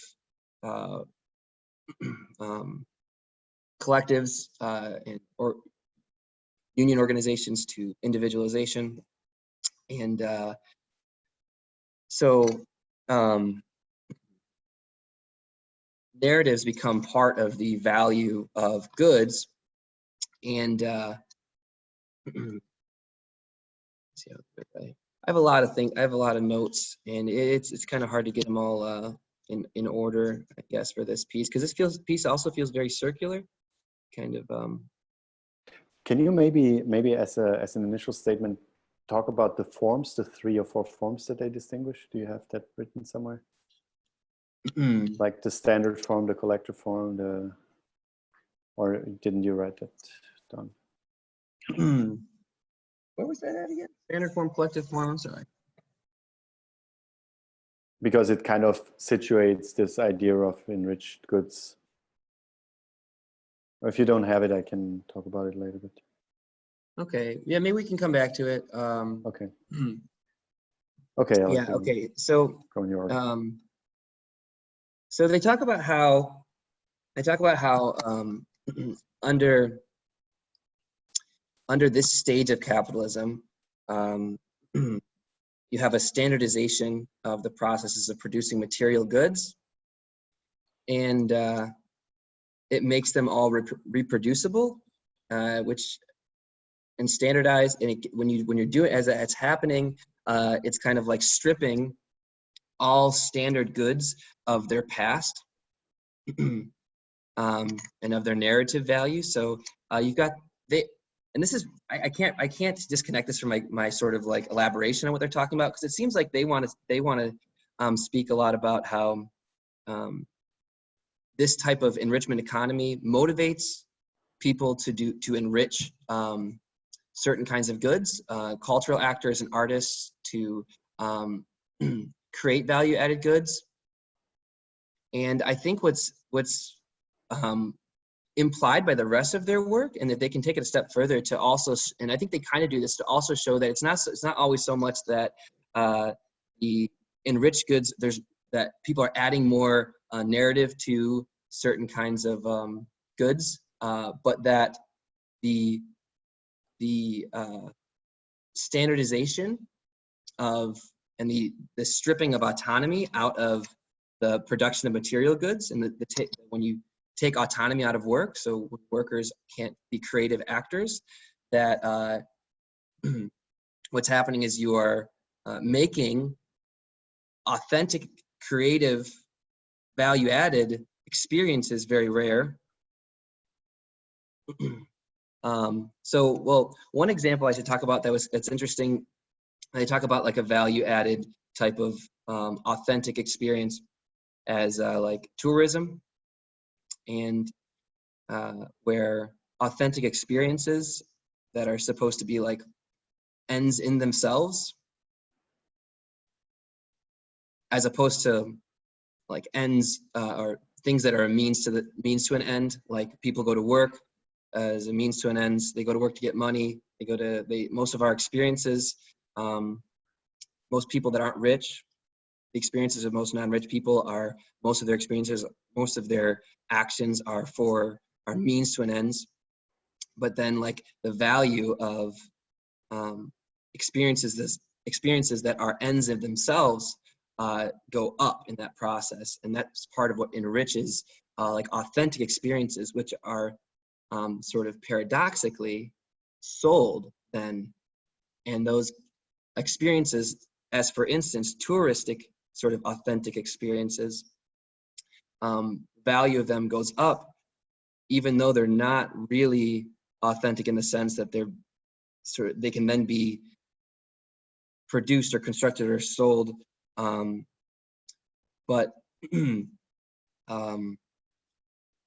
I have this written here. I said, when most goods become standardized or reproducible, getting rid of their history or the past that would have been imbued into them, getting rid of the narrative value, because there was no autonomy for the laborer that was producing them. There's no story to most material goods, because the production of those material goods is so standardized that there's no story there, so there's no value added. But when you take the value addedness out of most material goods, the value of the non-standard goods, the creative goods, goes up. It inflates because it's more rare, because it's so access to those non-standard goods becomes more out of reach to the laborers, because authentic goods, or these non-standard value-added goods, become more and more rare as more things are standardized. Because the more types of production and labor that are standardized, the less authentic experiences are available to laborers. So they talk about the commoditizing of the pursuit of authentic experiences, that the pursuit of authentic experience becomes a commodity. So one desires and pursues goods, those non-standard value-added, non-reproducible goods, and so competes individualistically against other laborers, and in the process of doing this, sacrifices and strips autonomy from their local productive spaces. That stripping of the autonomy of their own spaces, that happens because this laborer is desiring to get access to authentic experience. So they're competing against the other laborers. In that competition, they're going to sacrifice the autonomy of their own autonomy and the autonomy of the other laborers. But as they do that, the value addedness of what they're doing goes down, and the authenticity of the workplace, the authenticity of the production that they're doing starts to dissolve. And so, but the only reason that this person was sort of selling out, that the labor is selling out, because they want to get access to the value added stuff. But in the process of like reaching this pursuit of the authentic experience, in the process of pursuing that, they are individualistically competing against each other, which ends up standardizing and stripping that space of authenticity, which inflates the price of authenticity, because the less authentic production there is, the less history there is, the less things that have past or narrative, the more expensive things that do have past or narrative become. So there's like an enrichment there of the people who aren't already that don't have to do instrumental activities all the time. They talk about target-driven behaviors. People that are not rich, who have to work instrumentally as a means to an end. They're kind of trapped in these target-driven tasks, and so they're not producing like creative goods. And because of that, creative, narrative, authentic goods and experiences cost more and more. So anyways, there's a cycle or a circularity to that I found really interesting. And so I'd like, hopefully we can talk more about that circularity there. There's a few things that they bring up, is that there's two different sort of like really opposite views of capitalism. The Marxist view sees it as dehumanizing, and they talk about fetishization, stratification, exploitation, alienation, and reification, which is really kind of opposite to the more optimistic capitalist view that sees capitalism as emancipatory, and which is the exact opposite of that, and giving freedom, democracy, meritocracy, formal equality, and also that it stimulates dynamism, creativity, and a sense of autonomy.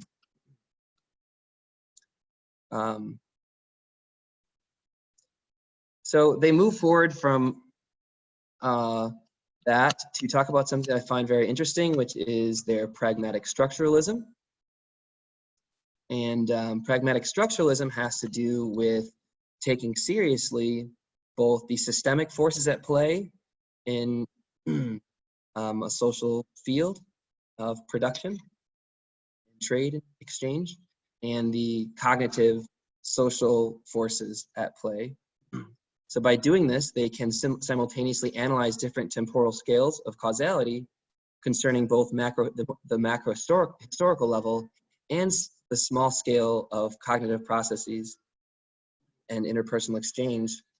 So the macro historical scale can describe systemic progressions and causality on that sort of larger pattern of constraints that surround what they talk about as field of action that the subjects are in.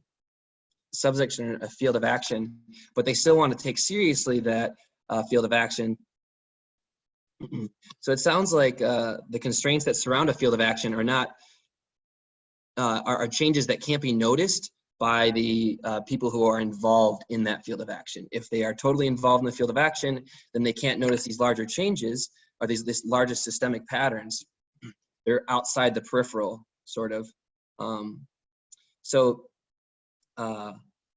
this analysis seems to attempt to overcome what can be seen by actors within their field of action, without disregarding the role, the causal and material roles that and forces that occur within that field of action. So they kind of want to talk about how individuals can have an impact on structures, just as structures can condition the forces or the actions of individuals. So this approach seems to explore the causal relationship between narratives of change outside the awareness of actors and the purpose, intentional causality that they're involved in and consciously responding to. So they say that it's a combination of macro-sociological structuralism and micro-sociological pragmatism. So there's sort of like two scales of time and force that they think interact with each other. And then kind of talk about how that's sort of a circular thing too. So social life is sustained by the circular relationships between the two levels, the subjective and objective. But then they're kind of moving towards saying that subjective actions within the field of action, even though they aren't based on, they're not always based on a recognition of the infrastructural patterns, can produce infrastructural change that then will condition those conditions. But then they start to talk about how, and I don't know if they're just saying this is only in capitalism, or they're just saying that this is just an inherent part of all of what would happen under any kind of existence. But they talk about how reflexivity, where an actor will basically reflect on their field of action and the role they played in it, and gain a sort of perspective of the other level, of the objective pattern level, which they say attempts to elevate a social actor outside the field of actions to recognize patterns on the macro or systemic levels. So that might illuminate something that I say might illuminate something about that subjective level. So they acknowledge that sometimes the scheming that occurs, there's like a scheming that occurs after reflexivity can prevent this. I find this pretty interesting. So they talk about how the scheming that can occur when somebody takes that systemic view that's in a social field of actions, but then wants to like step out of it to get a broader perspective, that can sometimes prevent that subject from relating to and acting upon their environment in a perceptive way, which reminds me of the quote by Schrodinger, who says that we step with our own person outside of a field of, he says something like, we step with our own person outside of field of experience to become like a third person perspective on a reality that becomes objective through that process of stepping outside of it. So, and they acknowledge that in here by saying sometimes stepping out and becoming reflective can prevent a subject from relating to their environment and acting upon it in a perceptive way. So they say that they develop, but through reflexivity, through discursive practices, they develop the ability to internalize key aspects of the field or the structure. And they say that without being able to do that, an actor would be disoriented and unable to deal with transactions or prices or buying things. And then that the field of possibles emerges through that discourse. So they kind of are saying that like the field of possibility and choices that happens inside of that field of actions is also emerges because of the human competence for realizing the objective, normative, and subjective potentials that they get through that process of reflexivity and discursive practice about the relationship between the systemic causality and the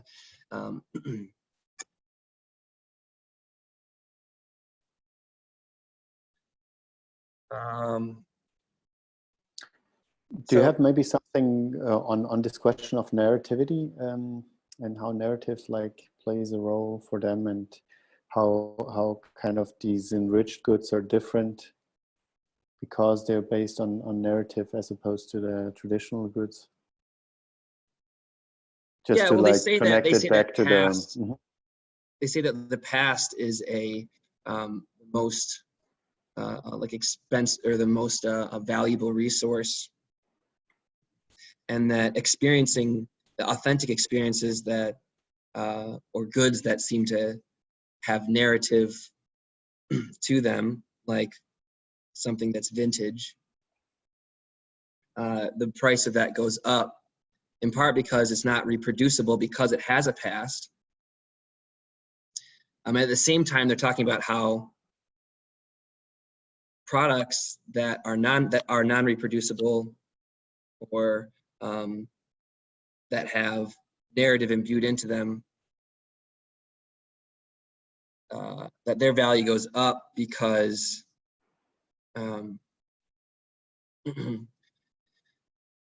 as standardization and sort of historicity and autonomy is drained out of field of commodities, of regular goods. It makes narrative, things that have narratives with them, things that are cultural,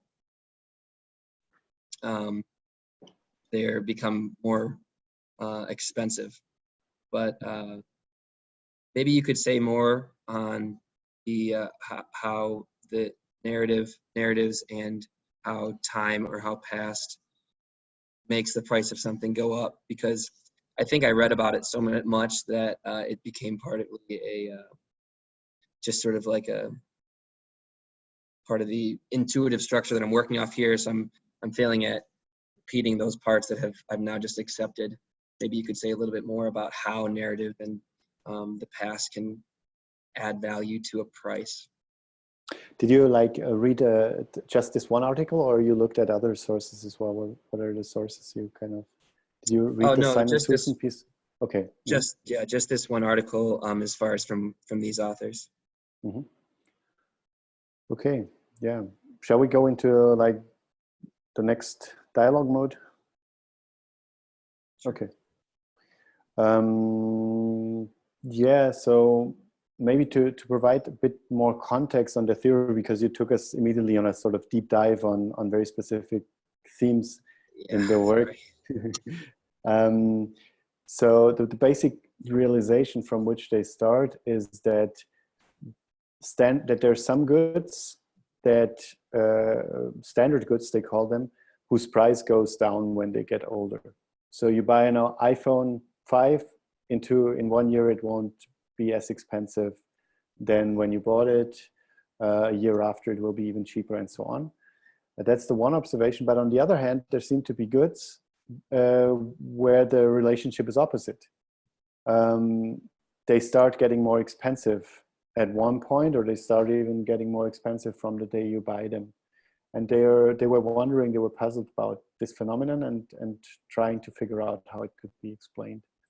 And so what they came up with is this taxonomy of different goods, where there's what they call the standard form, which opposes what they call the collector form.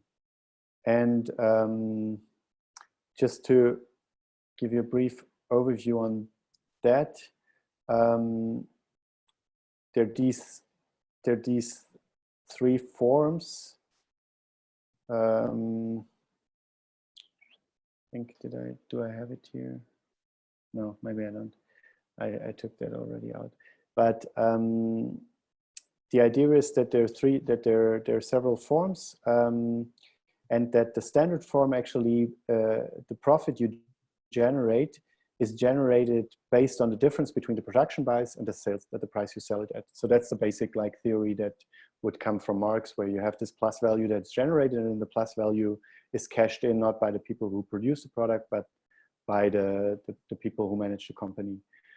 And at one point they think in the 70s, there was a crisis where the profits went down that were generated in that way, because unions, organized people kind of worked for having a bigger share in the plus value that's generated. And so one way to kind of still generate a big profit was to, of course, delocalize production towards places where the workforce is not well organized and where they don't have big rights, and then by re-importing products from that place to the place where they can be sold with a plus value, you kind of made sure that you still had a big margin on the product. But another way they think that was introduced was to say, we can take products that already exist and we can enrich them, and then we can generate a plus value through this enrichment. And the way we enrich them is actually through stories we tell about them. And this is based on a certain degree of unicity. The fact that, for instance, a certain waterman pen served to sign the Versailles Treaty will make this waterman pen more expensive than the standard waterman pen that wouldn't have used to sell these treaties. But somehow the fact that a certain type of waterman pen was used to sign this treaties will also trickle down to all the other waterman pens that are of the same type. So the most valuable will be the one that has actually been used, but all other waterman pens of the same type can also profit from the story of the Versailles treaties having been signed with this waterman pen. And so they can also augment the value. So they think that the enrichment economy is an economy that profits from storytelling in that way, and that's an economy that addresses not the poor, they call them the rich and the poor basically, to go fast. The enrichment economy is an economy that makes money with the rich people rather than making money with the poor people, whereas the standard economy, where the main value is the use value rather than the collection value, makes money basically from poor or sort of normal people. And the whole luxury industry, of course, depends on the stories that are being told about its goods. And sometimes you can try and take a good that is within that's sold within the standard economy, for example, a second-hand car, and you can tell the right story, and then you can insert it into the enrichment economy. And suddenly the car, which was only worth, which had lost its value as opposed to when it was first bought, when you make it an old-timer car, then you augment its value again, and it becomes an enriched good. So that's kind of the basic scheme. And they think that they're what they call bassins d'enrichissement, which are kind of basins where enrichment takes place. So there can also be whole regions that are enriched. For instance, the example they use is Arles in the south of France, which was an industrial area. And after the industrialization of France, it was an area that was suffering. But this area has been enriched by culture, basically. So you have, of course, the festival of photography that takes place in Arles.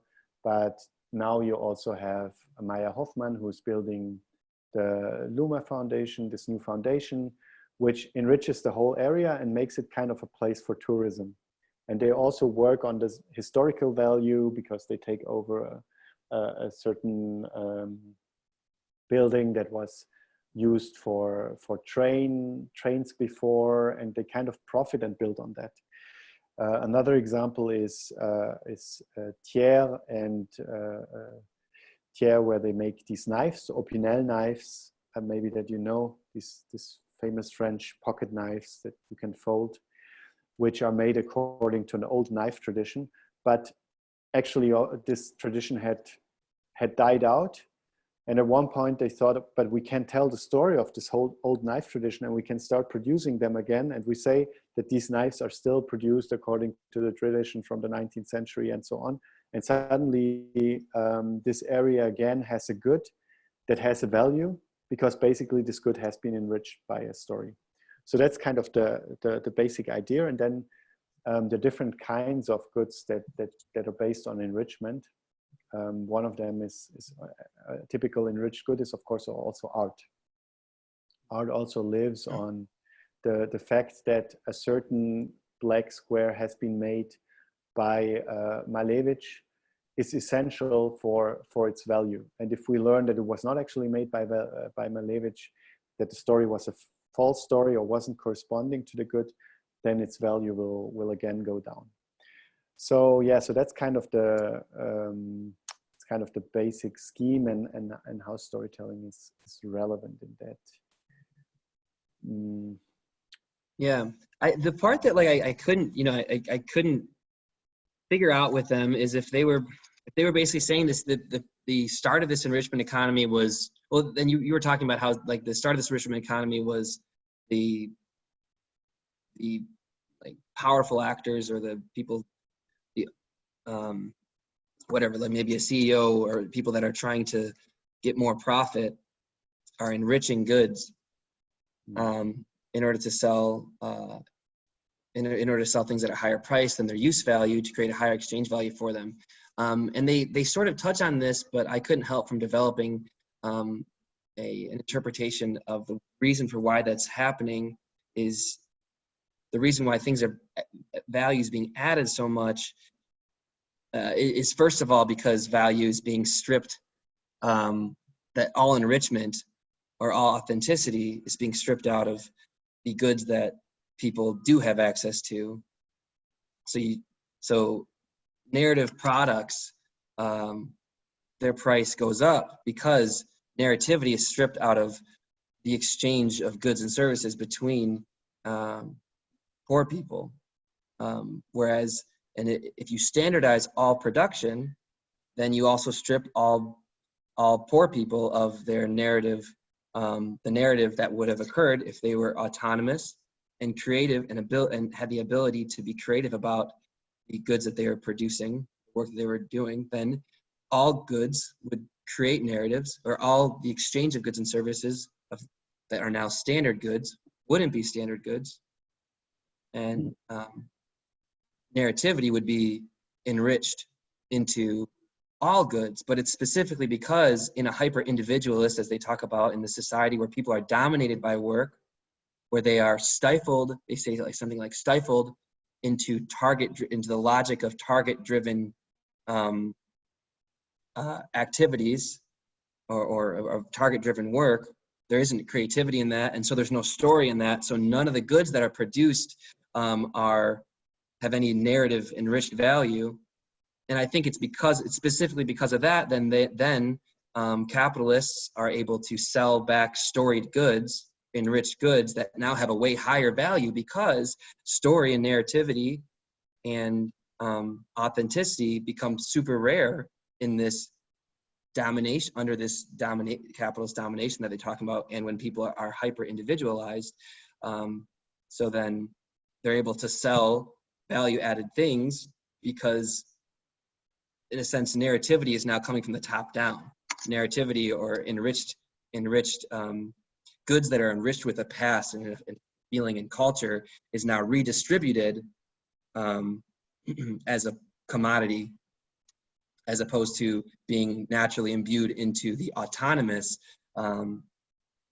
action of what would be creative laborers. But since we don't have creative laborers, because most goods have been, I guess we do have creative. They do talk about creative laborers, and I don't know how they fit in. So if you can tell me more about how the role that the creative laborer, like I think that seemed like a kind of like a middle class. They briefly mentioned in this article the rich people producing the standard goods, and then the creative laborers. Yeah, I think, yeah, no, I mean, it's interesting. I mean, the question is interesting, what role narrative also plays in the standard goods, right? I mean, that's something you're bringing up, and if there would be a possibility of enriching standard goods more easily. But the creative laborer are the people like us, like critics, who contribute to enriching goods even when they can't buy them.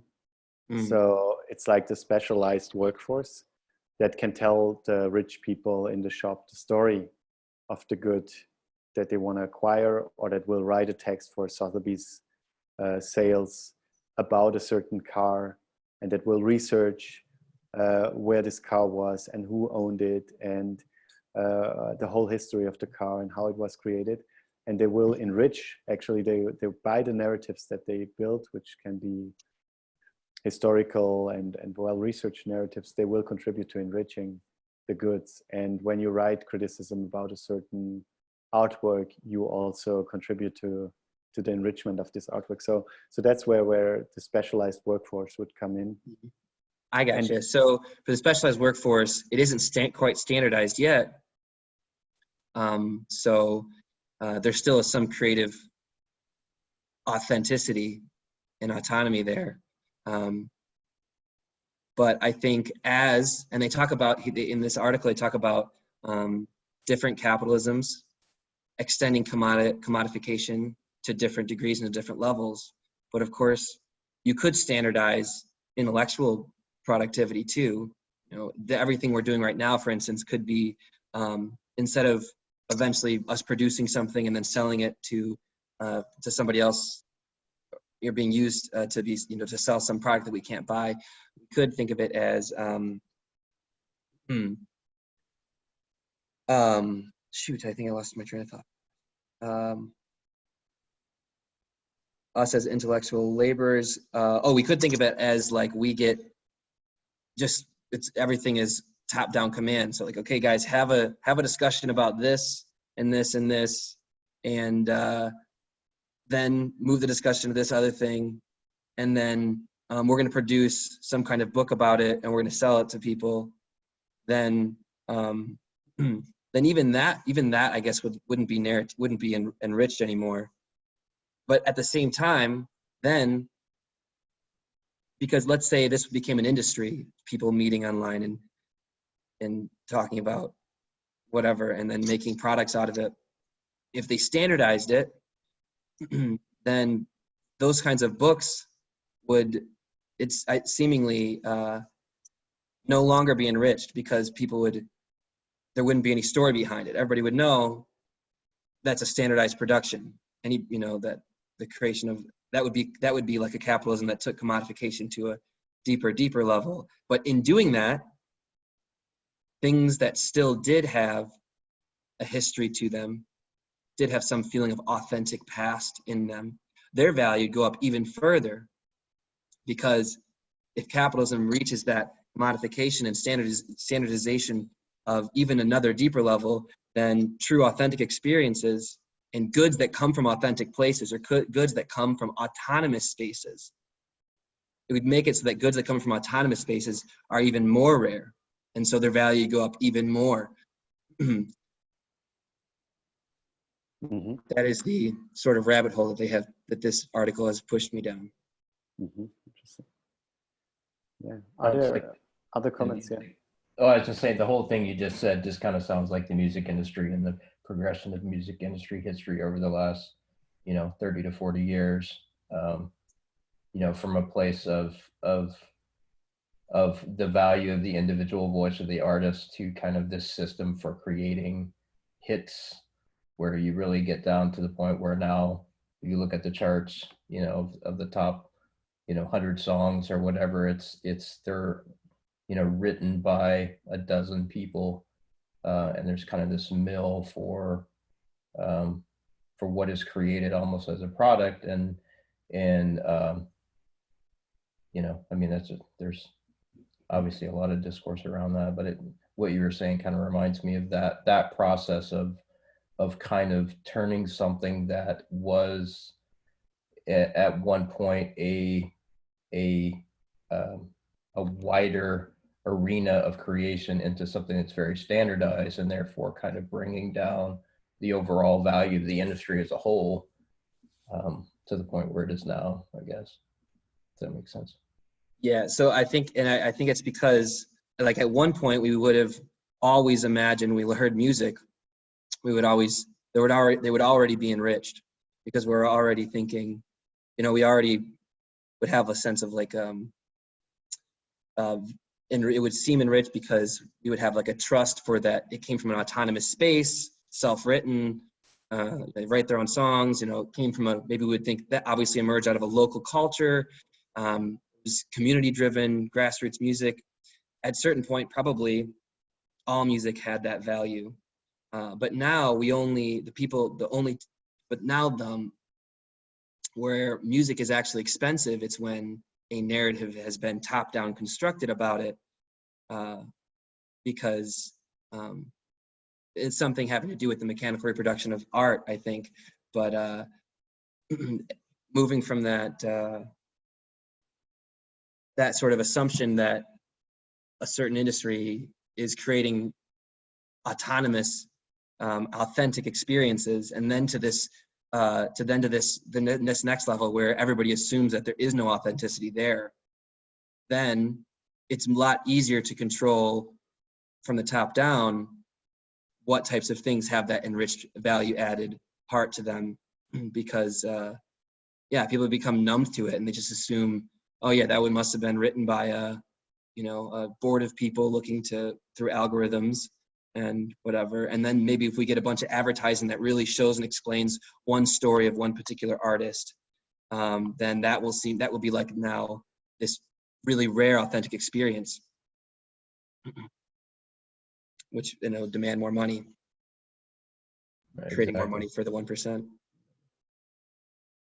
maybe one thing we're like that would still be different in these cases is something that maybe we're forgetting, which is that this kind of enrichment that they talk about ties in on unicity as well. So it's not just that there's a story, but it's like a story about a unique kind of object. And so that you actually can own kind of the object that has that story and no one else can own it. So right. I think it has to somehow be coordinated with this idea of Veblen good as well, with goods who become more desirable as they get more expensive as opposed to more traditional goods. Right, but I think the reason why things become not unique is because they're not coming from an autonomous space anymore. If the people producing even basic material goods were producing them with autonomous creativity over how and what they're doing with them, then every good would be a unique good in a sense, or have some kind of history to it coming from. But if it's all standardized, then there is no history to any goods, any of those goods, so they're not unique anymore.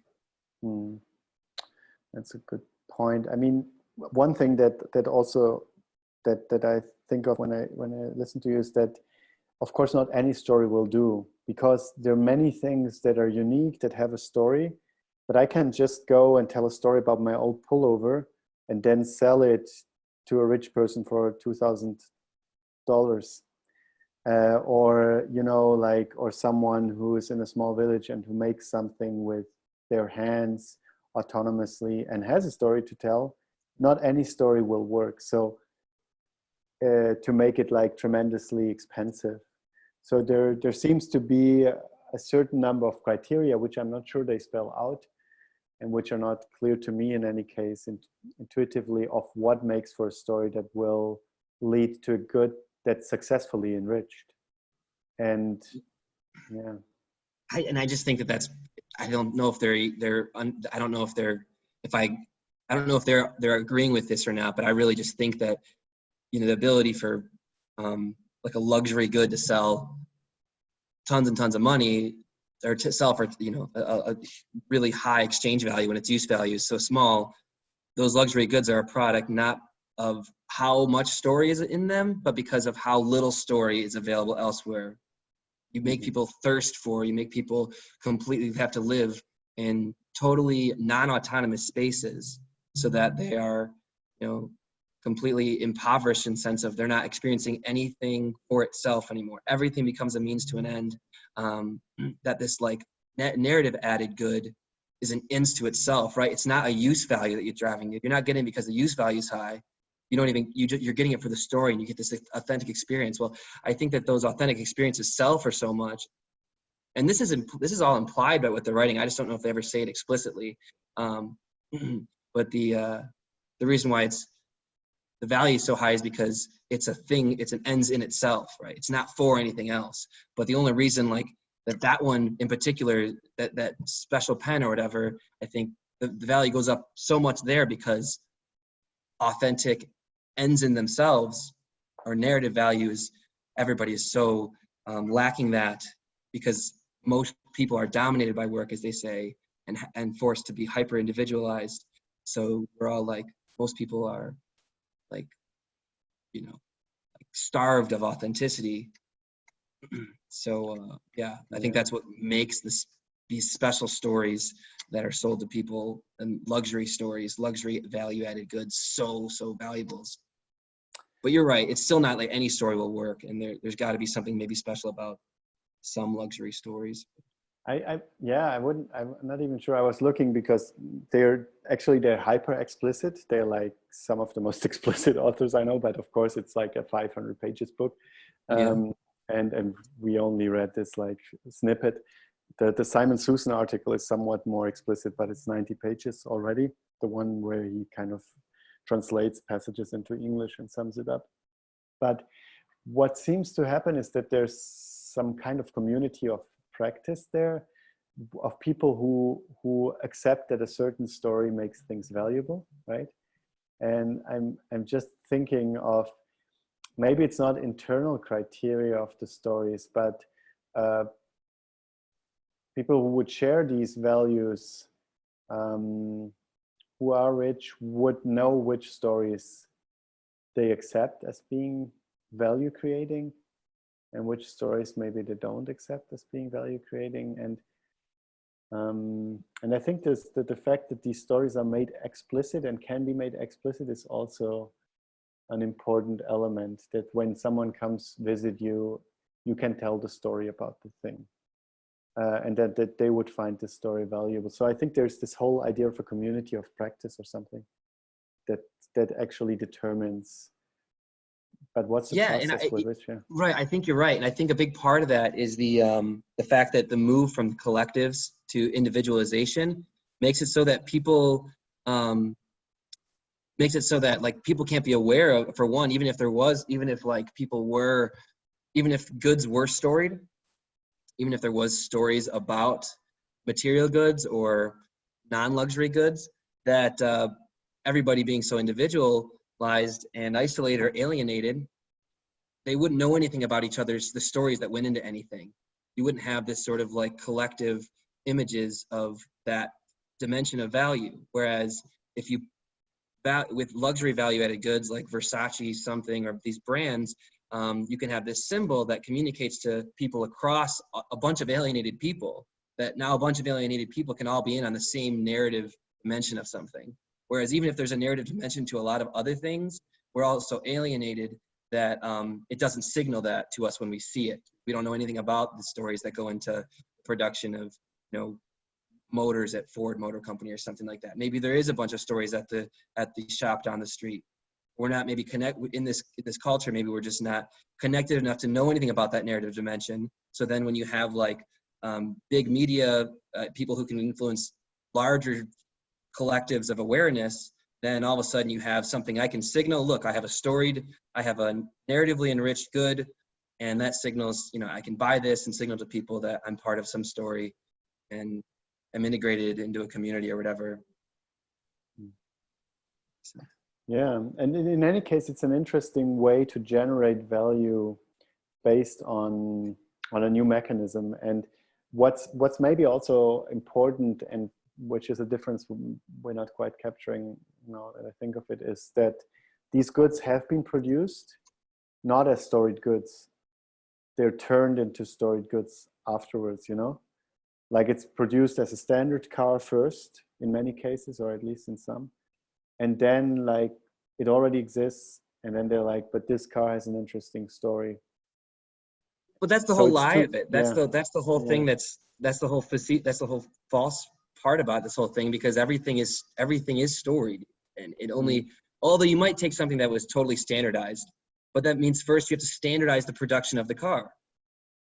But if you had autonomous people, autonomous laborers who could make some amount of decisions, then there would be a culture and a story to that particular place where they were making the car, and it would be a storied good. But you have to first strip down and remove the stories from everything, so that then you can take something that doesn't have a story and then sell it as a value added, storied, enriched product, right? But I just think I can't find a place where I think it always depends first on that standardization, alienation, and removal of autonomy from the production of a standard good, in order to then resell it to people at really high prices as a storied or enriched product. Yeah, and I'm wrong about that. Just that's right. But one problem with the stories that you would create at the outset are, of course, that they would be very short, right? I mean, if I produce something today, it doesn't have time to live, and it can't accumulate a lot of history.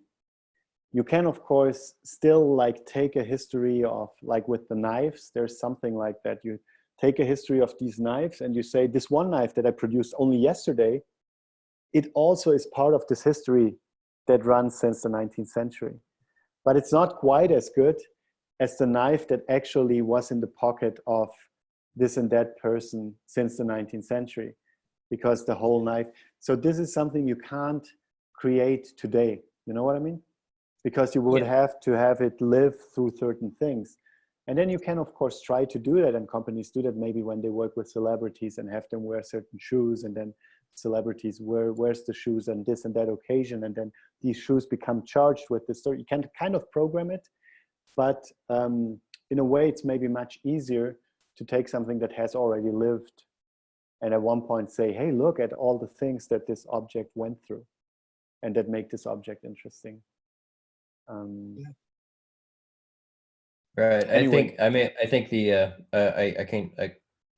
an example of that, like you see, for instance, instrument makers, right? Let's take Gibson, right? So Gibson they have a very standardized process for creating these instruments. But then from a marketing perspective, they will create a subset of the items which are more valuable because of the story behind them, right? So you have the custom shop Gibsons, right? Which are, now they have a $4,000 price mark on them, right? These become the instruments that are coveted and bought by generally professional players. So you have, Slash goes and buys this guitar, and then later on down the line, that particular custom shop that was owned by Slash obviously has additional value to it because of that story. So I think there are kind of levels of it beyond just kind of the binary that we've discussed. Mm-hmm. Yeah, totally. You're right. I mean, and for me, that would be like where it gets kind of interesting. I mean, I'm always interested in these kind of taxonomies and trying to make distinctions and finer grained distinctions and figuring out how these things work in detail. But I think we should stop for today. Some of you already have to leave. And yeah, so next week we'll follow up on this a little bit. We will have a presentation that kind of zooms in on how enrichment works in art, but we will also be talking about narrative in art. So kind of also an opening towards the second class that will be entirely focusing on narratives in art for the next semester, where we will look now at how stories play a role in artworks and also how stories on artworks play a role for them. And of course, artworks are also a kind of enriched goods. Many artworks are enriched goods. And as Mitchell says somewhere, the value of an abstract painting is determined by the place it takes in the history of abstract art, which is of course narrated. So a certain black square only is valuable because it takes a specific place in the history of art that you can tell and narrate. Yeah, so that's for next week. Thank you for your attention and discussion and participations. And see you next week, unless there's something urgent you want to solve before that. No. Okay. Thank you. Good. Thank you. Thanks, Brian, for the great discussion we had as well. And thanks also to the other presenters.